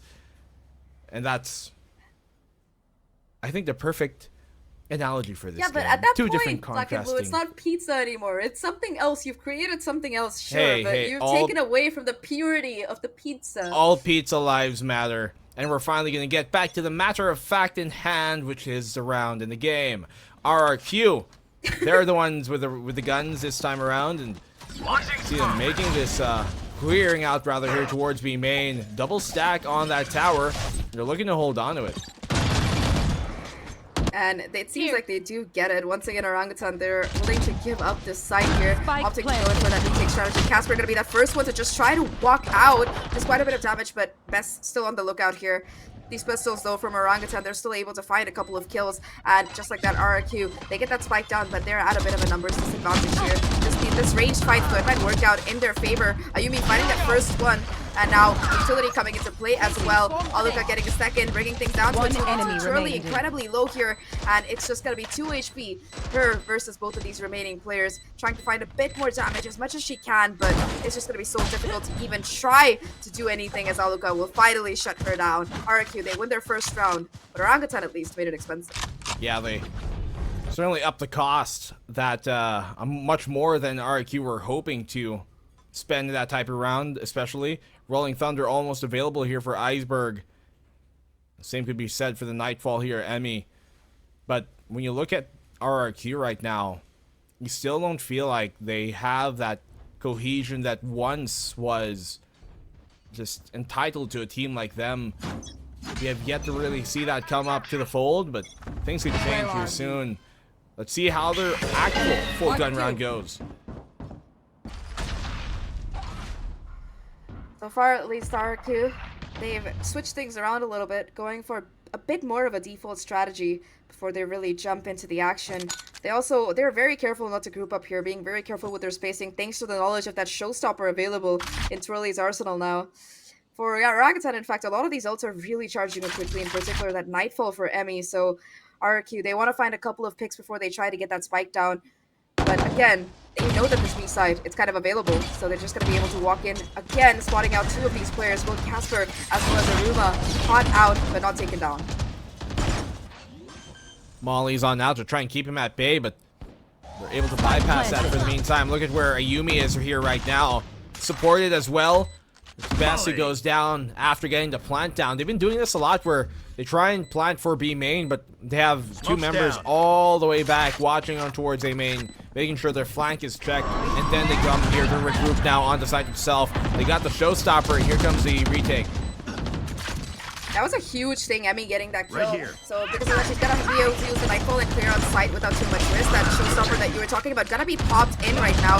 Hasn't quite found anything yet. In fact, it's gonna be the kills coming through for this RRQ side. The spray from them absolutely deadly.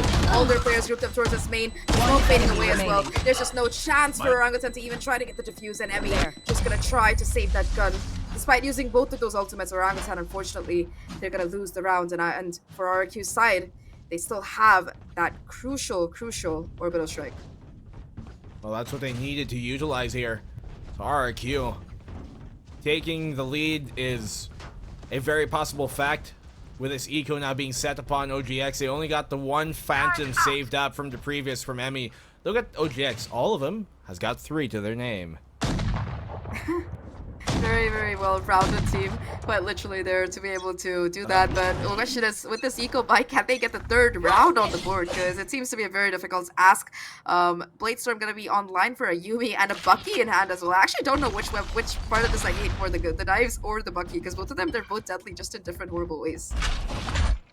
I mean, in this type of position, I'm hoping that OGX can start to burn up the economy here. That's the only way they can run back. But look, they have no fear at all. Dashing on in without much of a cause, without much of a reason for their own safety. RRQ, they'll shred them down. Nice attempt, but RRQ able to recover from the pressure being set by OGX. Yeah, they find those pieces across the board. Now it's just gonna be Aruma with the classic, and unfortunately for her, she's not gonna be able to do much. Iceberg shuts that down as quickly as possible. In RRQ, as expected, they find that third round. Orangutan, though, they aren't any slouches. They have a couple of ults for their own side this particular round. They have the weaponry as well to try and contend with. And I think the biggest difference between these two teams so far has been the map control, right? Orangutan, they are playing very defensively. They're not really finding information early on in RRQ. It seems like they're aware of that because they're playing spread out across the map, kind of willing to let their individual players do exactly that, try to play on their original strengths, because Orangutan, they're very late to the party.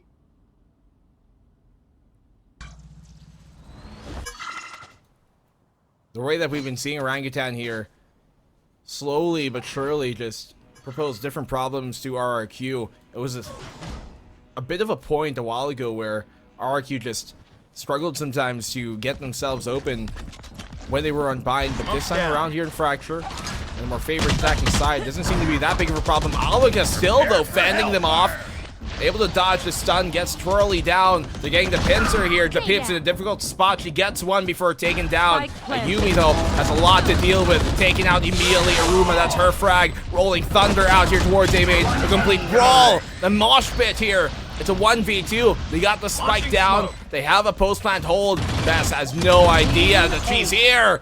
Casper being taken away as Bess finds a smooth angle and takes it 4-2 here for RRQ.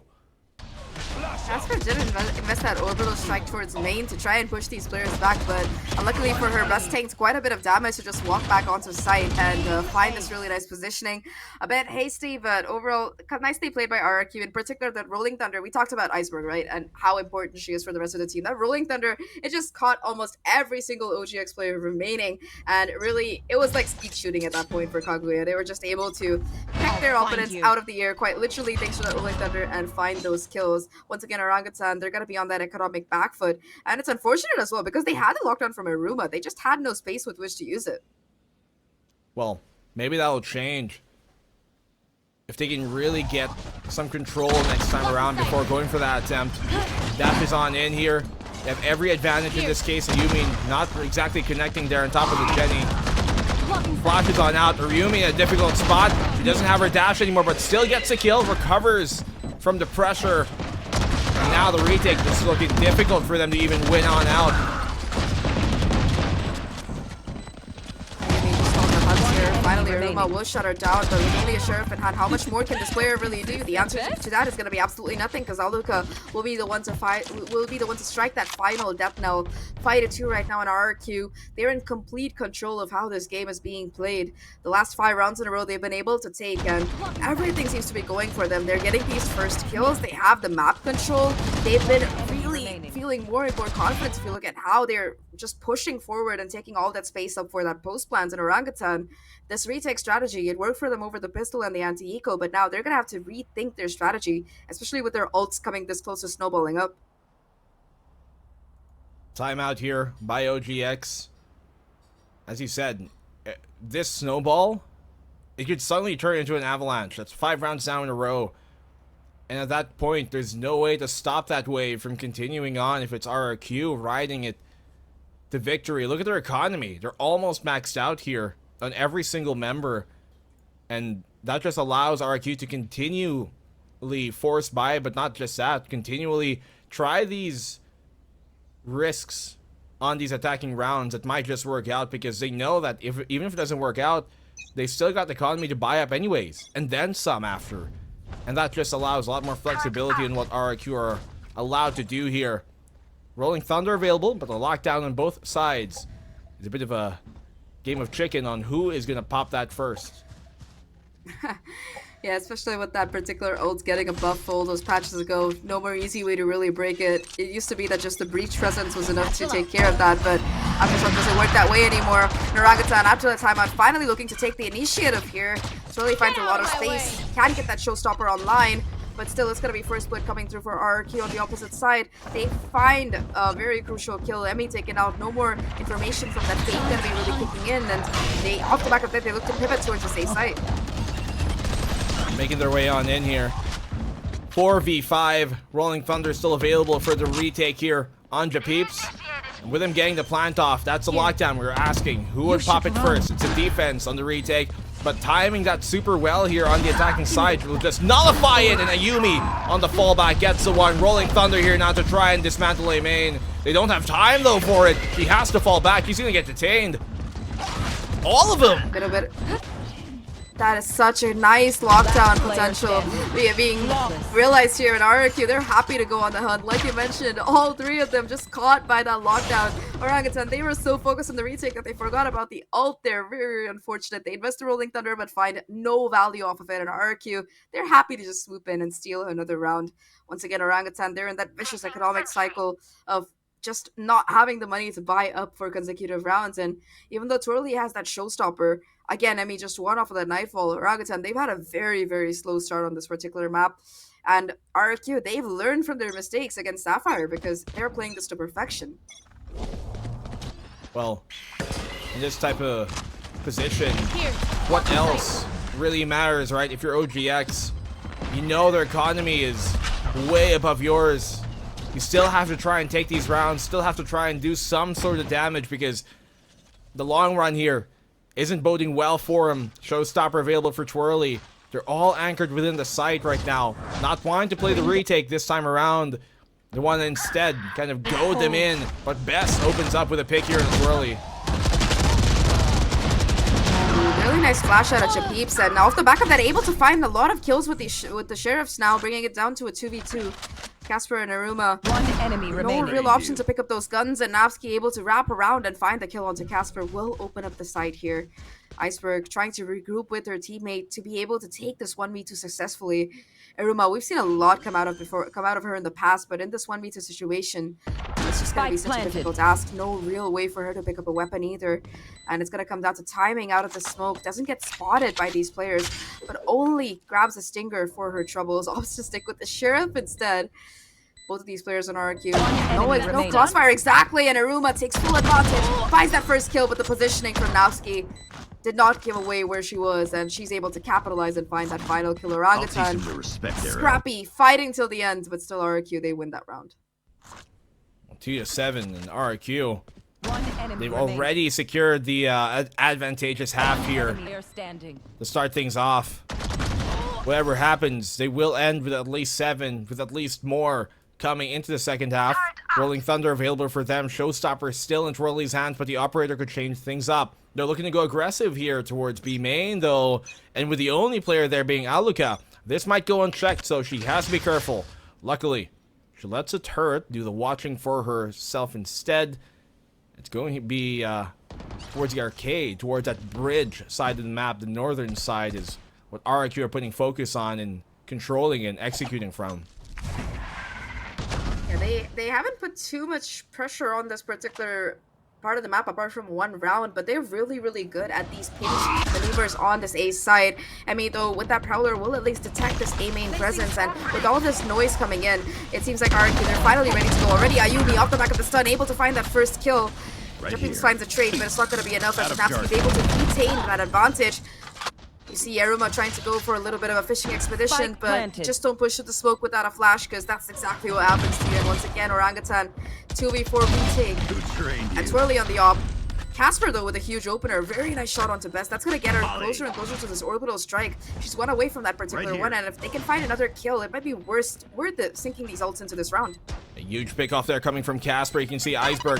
He's got it ready. Flash on out. Has a Rolling Thunder if it ever does come need to it. Casper 1v2 right now. Oh, the Molly! It doesn't connect. She's on the spike. She has the orbital, but she comes off of it. That actually saves her there. She could have stuck it for the half. She could have stuck it all the way. And she gets taken down because of it too. Aluka getting them the round, but Casper, little did she know, it was served on a silver platter. Just could not convert. I thought for a second she was gonna orbital strike Navsky there, because she knew that she was gonna be playing for the post plant. But a little bit indecision on that side, and of course that Molly missing. Very favorable for Casper, but still didn't want to quite risk it. And of course, unfortunately for OGX, RRQ are just ready to pounce on it. that was a round that Orangutan should have won. But again, right, they try to go in for these really quick retakes. They haven't tried retaking as a 5-stack quite yet, and that seems to be the biggest problem here because they're unable to really capitalize on the, the power of combining these ultimates. Yeah, perhaps she was worried that RRQ would recognize that they missed the molly, and so they'd probably push out the smoke. Or she knew that maybe an orbital strike was coming anytime soon, so you never blame them. Obviously, there's much more factors involved in this level of play, the absolute highest degree. Orbital showstopper available now for OGX, especially on their defense, and with the importance being placed here towards A, it's actually B that seems less reinforced and less ready for another RRQ hit. And the hit is on indeed. Yumi already taking so much space towards that spawn. Casper is going to be the one to find that first blood. Trade coming through from Napsky at the very least. Orbital strike though from Casper, going to find that second crucial kill. And she's still going to be alive and kicking. Emmy able to get an upgrade right now. Going forward, charging in and finding a kill onto a Yumi. Orangutan, they have the numbers advantage for now, but Napsky in the corner. She strikes, she swings out, and she finds a couple of kills for herself. Once again, it's a 2v2 situation. Guns on sight, but no real scope of retrieving it. And now Orbital strike gonna be invested by Napsky to try and cut off this particular angle. Knows that the flank is coming in, and now that they have the spike, they're gonna be trying to get it down.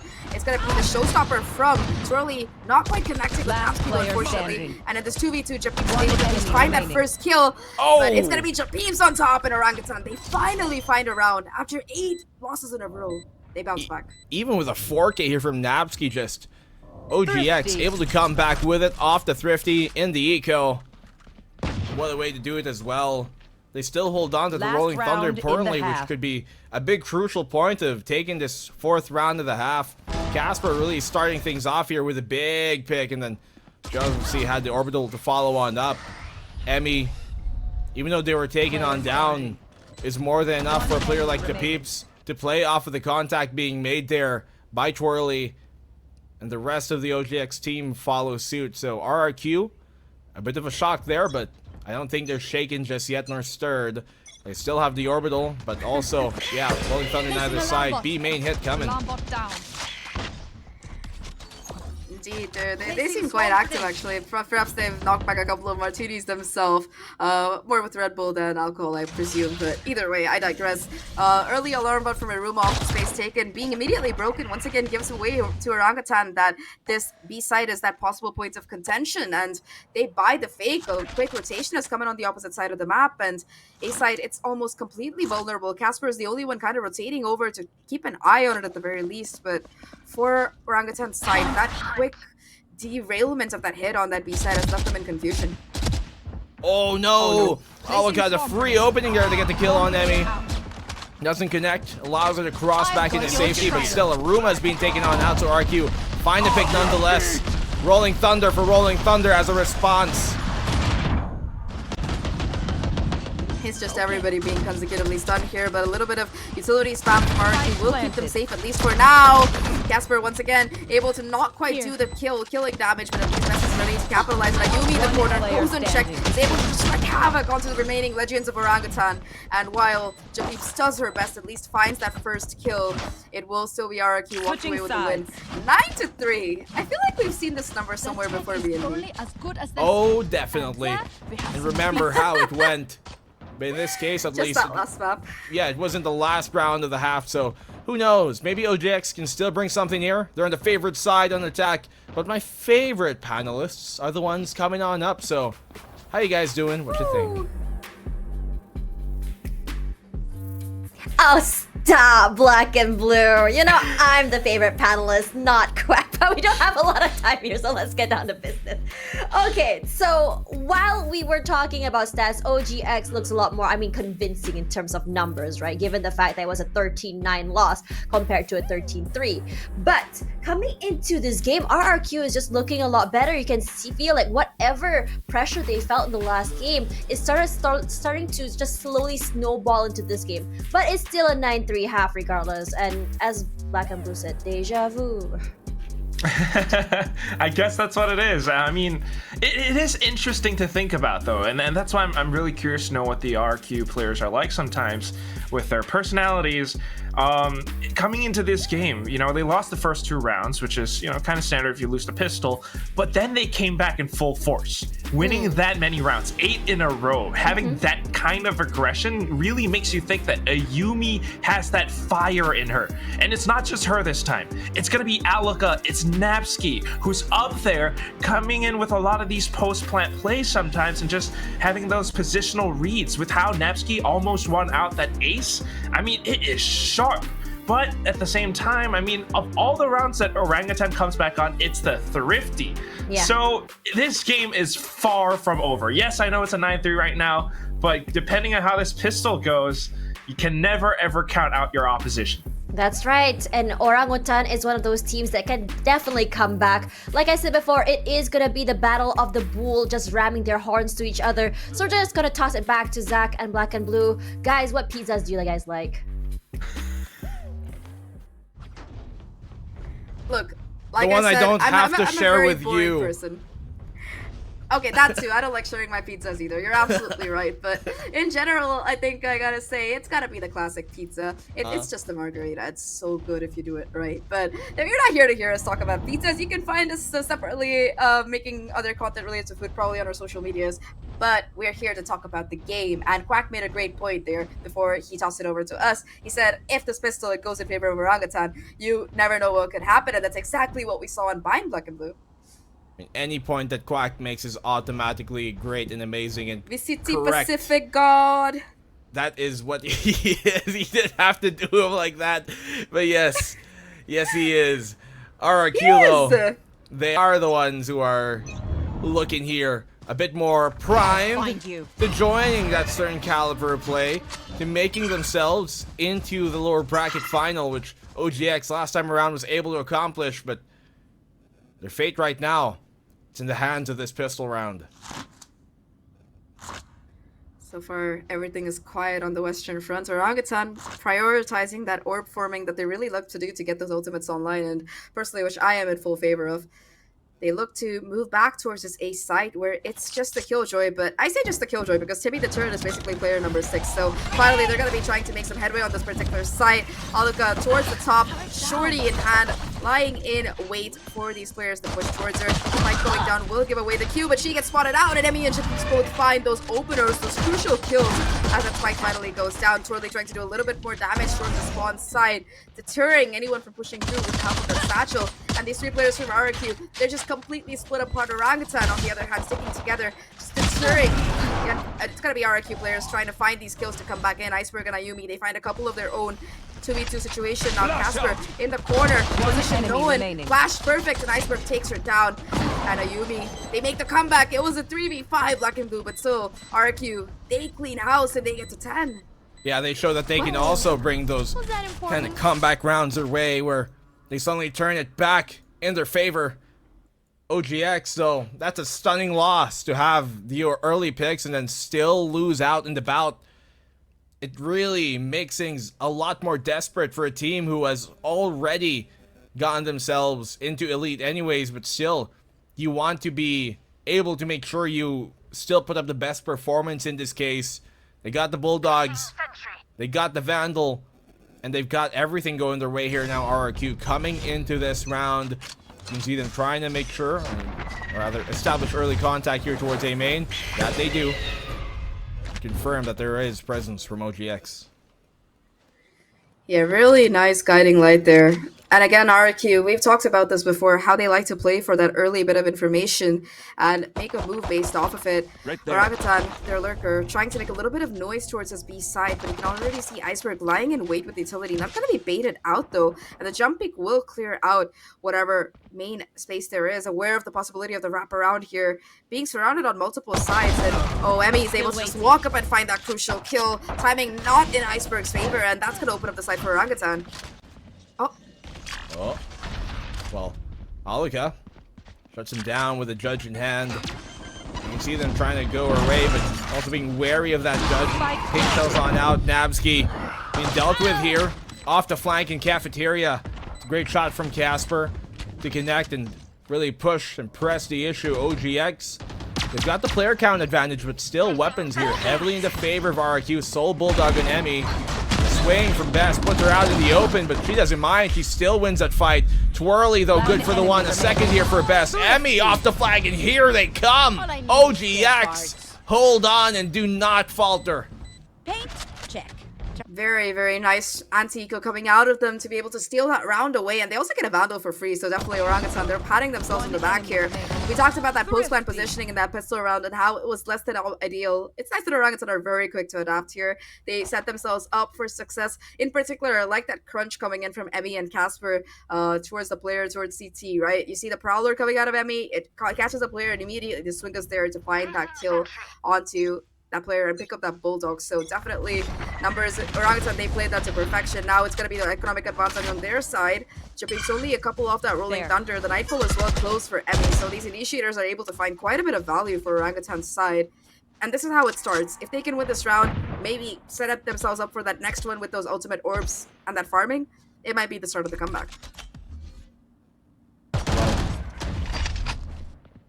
Contact being made here for RRQ. They know that ground should have been there. Let's look at the flank though, coming from Best. She might just find timing with Iceberg pulling attention her way here. That's a Yumi getting the one. They're chiming in on this fight. RRQ are doing a good job of sending them into a scramble. The flank here also pulling attention as Aluka gets a pick off, and now it's a 2v2. Still weapons in the favor of OGX, but already Aluka at the ready. He has to hit the shot, cannot connect, and Bess is way too low HP. She has a Vandal though. Oh no, she's been spied. They know where she is. They can go towards the A site and gets pulled in her attention as well. Aruma connects, and that's OGX's fifth, but RRQ still making sure they can do damage economically. Yeah, they take down a couple of those weapons there, but Orangutan, they're still going to be able to buy up for this particular one. Not too much of a loss, all things considered. And the important thing is that, you know, Emmy had the Nightfall for that round, but they were confident enough to be able to win that 2v2 without, so that Orangutan, they have the potential for just snowballing all of these ultimates. Already, both initiators have theirs online, but also Ruma, just a couple off that lockdown. Orbital Strike close to coming online for Casper as well. So definitely a lot of tools for Orangutan to work with over the course of this particular round. Again, you see that initial aggression coming out of Twirly. Gonna be caught by that flash stun combo, but in a safe place at least. Though Ayumi, she looks a bit hungry. She's gonna go hunting, trying to be that first point of contact. Nobody Twirly to really help her out, and that's a beautiful Rolling Thunder to just catch her off guard, and Emmy quick to capitalize. Both of these players from Orangutan finding these openers, and now she brought down to 5 HP, take it down as well. It's 2v5 as you said. Now it's looking to be in shambles here for RRQ. No way that this is going to be another comeback story for OGX. No way they're going to let the ball slip once more. That's going to be something you can never let down too much when it happens too often. Haunt here is going to give away where Iceberg is. They know she's trapped in a corner, stuck in a hard place and nowhere to go.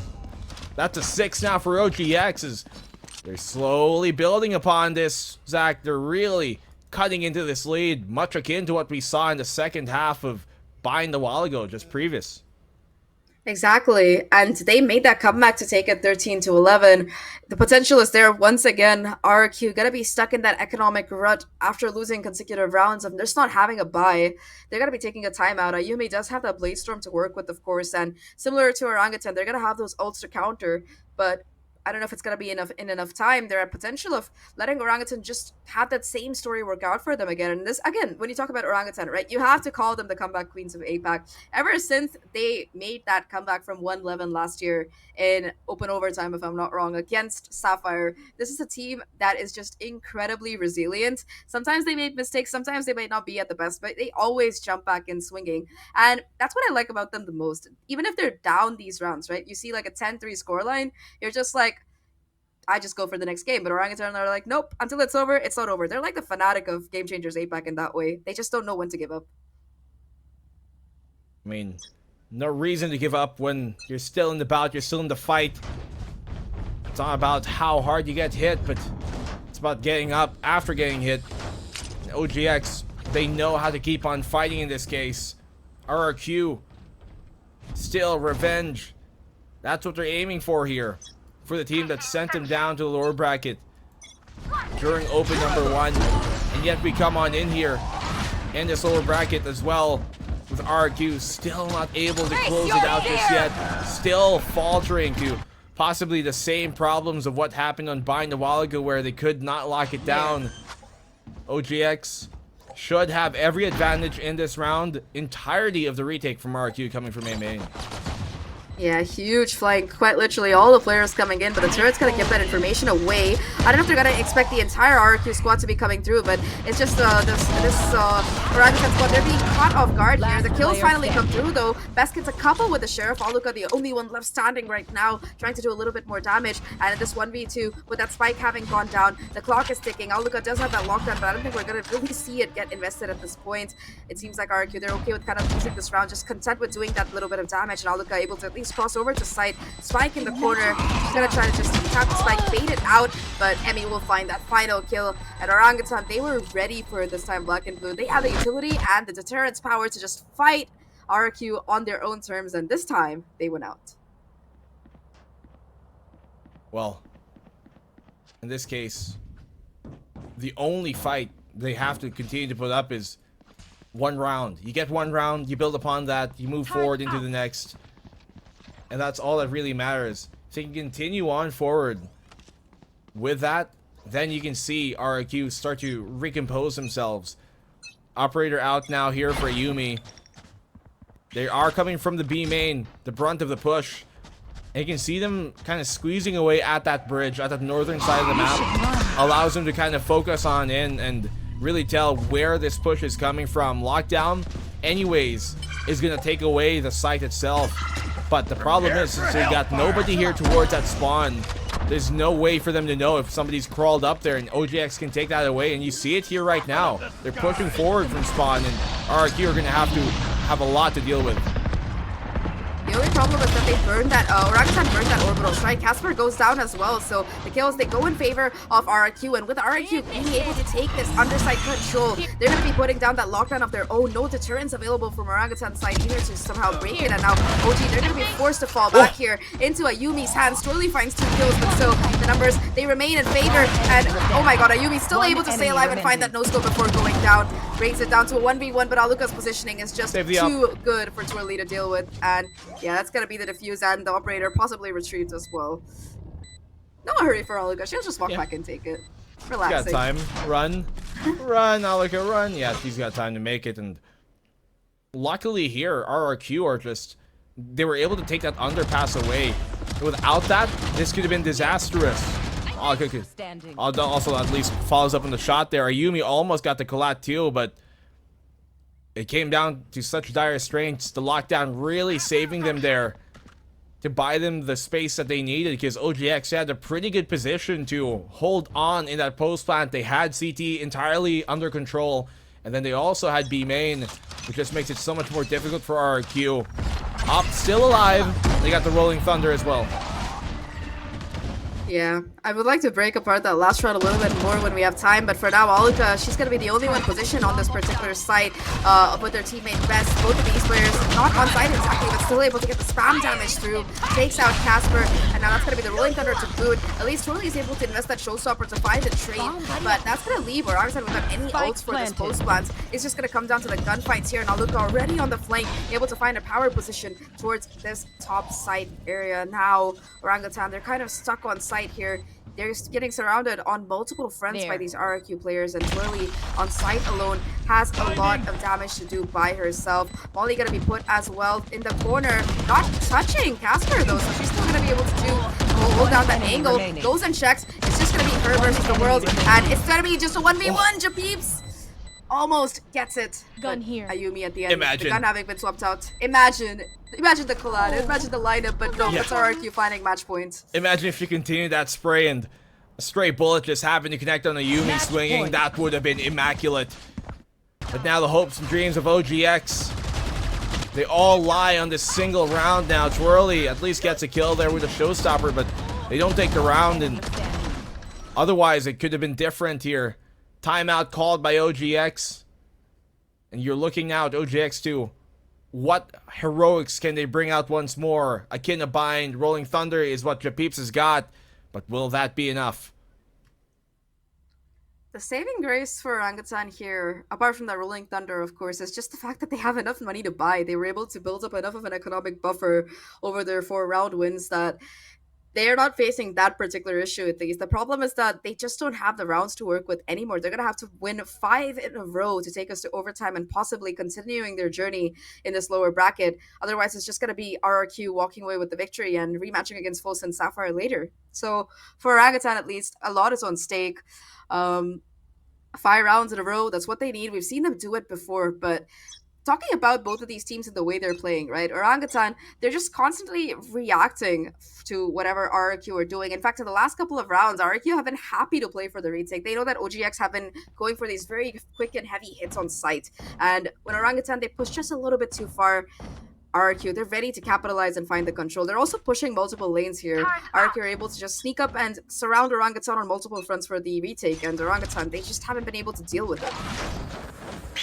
Oh, for sure. And if that's a problem they're going to run, we're going to face here rather time and time on over. You know, you can't expect OGX to continue on long because RRQ have just been setting every plan in place. The retake has been more often than not effective, and I wouldn't be surprised if that's going to be the idea moving forward on their fractured play here. Because if they can't really get themselves going early on, anchoring down might just leave them into a position where that Rolling Thunder will be more effective. So Ayumi playing really up front here, off angle, Trailblazer, just to gather information that confirms her suspicions of A main. The spike is still towards Arcade though. There. Okay. Just a little bit of casual faking being done by Torley here. Although with the turret being broken, at least RRQ are aware that Orangutan are going for a bit more of a default heavy playstyle, looking to create a little bit of pandemonium around the map before they really go for a hit. Now, we're going back to the very first round of this game where we saw that quick hit towards Arcade coming out of RRQ. Orangutan, they look to complete it, guns in hand, Rolling Thunder that we talked about for the Japanese finally being invested here. They look to push forward, but that's a beautiful molly that just keeps Alika alive for now. With all these players pushing her though, she's got no chance in Aruma. Finally takes her down. Iceberg, the sole player on site, gets the spray down. And Orangutan, they're in a 2v2. Iceberg on site, just being that anchor. Now Casper, the last hope, but the flank from Ayumi, it's there on time, and it will be Orangutan eliminated and RRQ moving on in that lower bracket, 13-7. Well, finally, RRQ get the job done. It extended even further than we thought it would have after that opening half on Bind. But in this case, no more superstitions to be wary of. They finally get the job done. They do not let it slip this time around. And you can see here really that once RRQ were able to really kind of compose themselves, stabilize, and gain that composure back, they were just smooth sailing to the finish line. Yeah, they make it all the way, and now we have a rematch on our hands. It's none other than Fulton Sapphire facing off against RRQ Kaguya. Now this year, so far, it hasn't gone very well for the Kaguya squad, but hey, you never know. This might be when we see the tables turn, but before we head into that match, we still gotta break down this one, so Pilus, take it away. It was a 3-map full of tech pauses, insane plays, and aggression. As I said before, 2 bold locking horns, and we finally find the victor, and it's going to be RRQ Kaguya. Well, it looked like, OGX was able to make a comeback once again like they did on map 2. This time, it was just a little bit too late. Yeah, it's one of those feelings, right? I mean, they performed a miracle on Bind, the previous map, but as we move over onto this one, Lightning, I guess sometimes it doesn't really strike the same place twice, and that's the thing. They're just this team that has so much potential. You love to watch them, you really do, and they're always knocking on that door. Can I get to second or third place? But I guess right now, still being gate-kept by RRQ, who are, by every step of the way, every mean necessary, out on top. Look at the individual firepower right now. All the kills out on top of the OGX players. Ayumi, of course, leading the charge, but everyone else has kind of stepped up too. Iceberg, Napsky, Alika, Bess as well, coming in with some assists.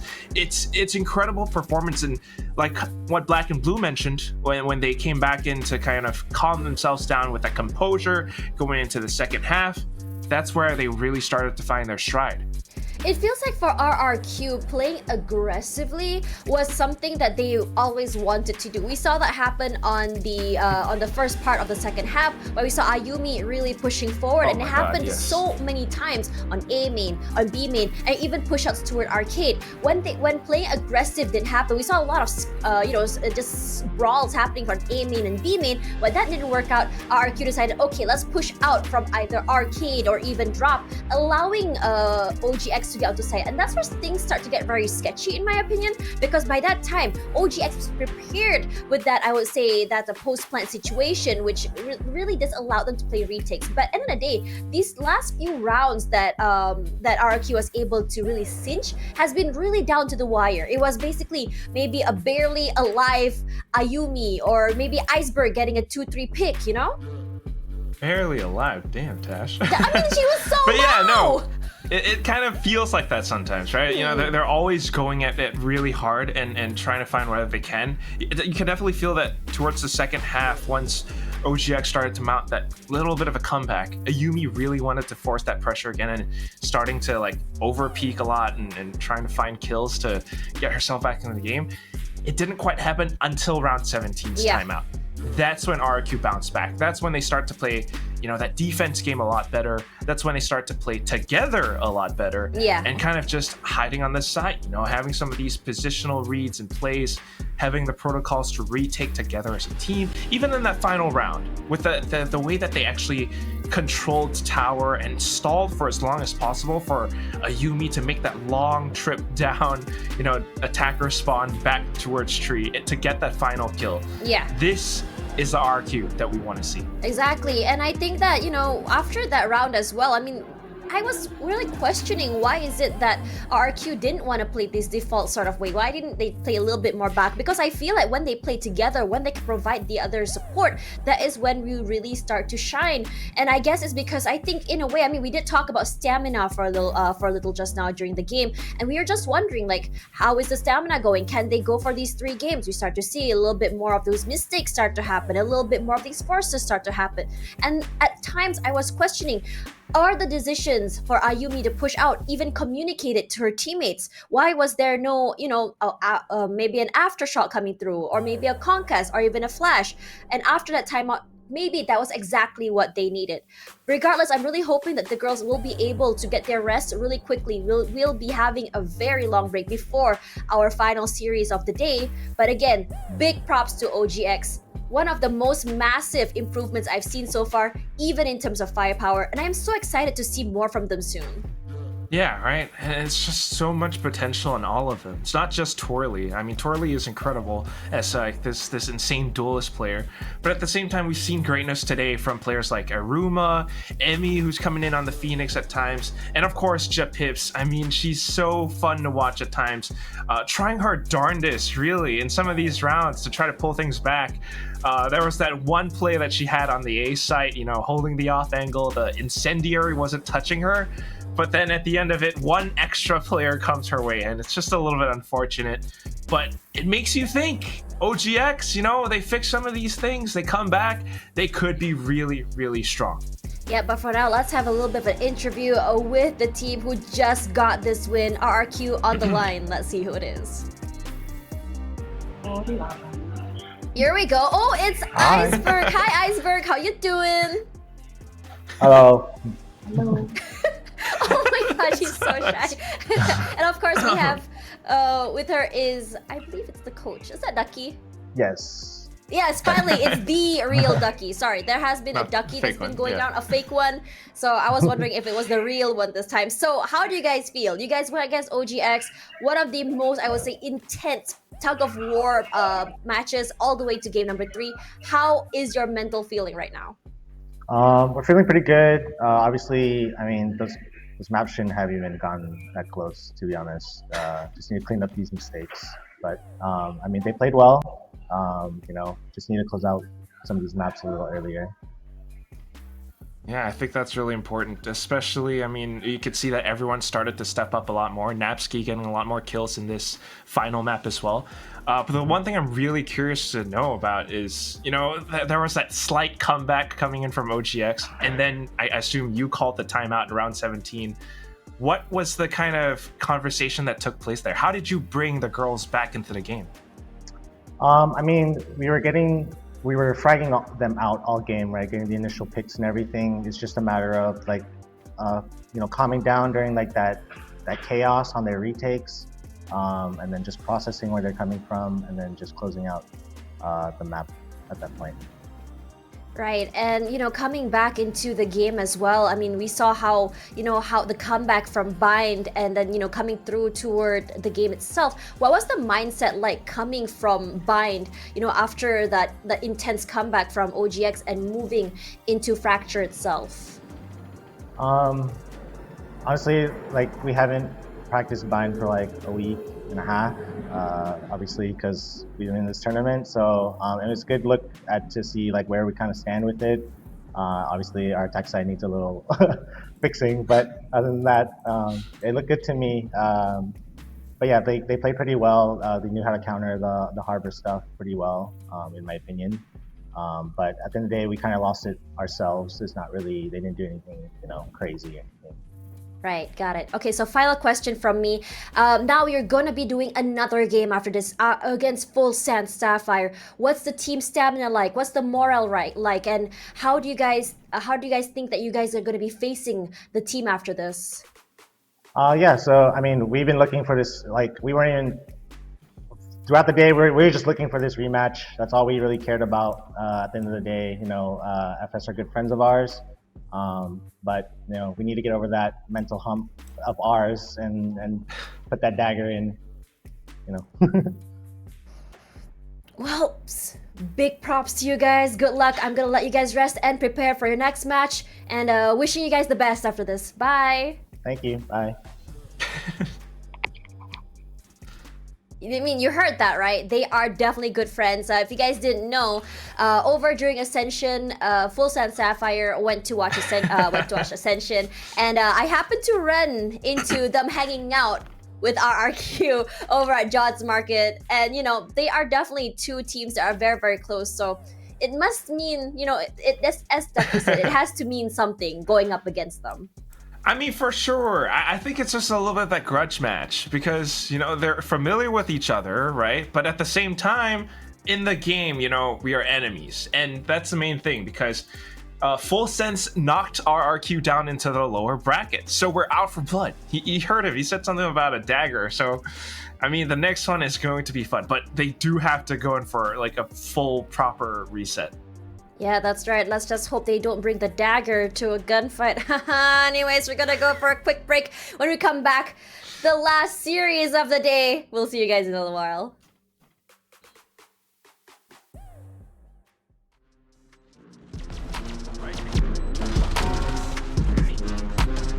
One enemy remaining.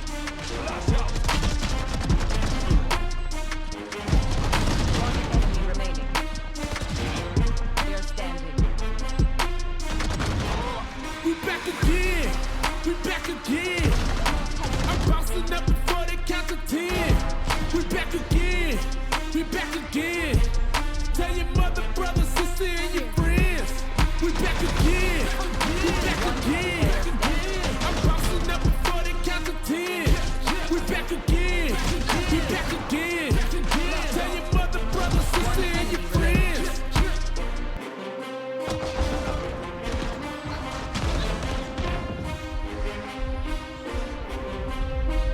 One enemy remaining. Thrifty.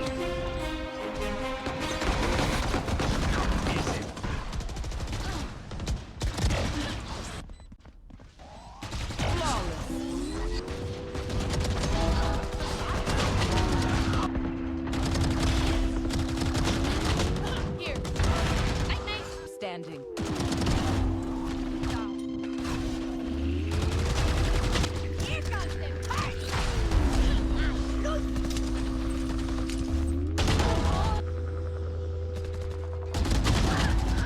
They are standing.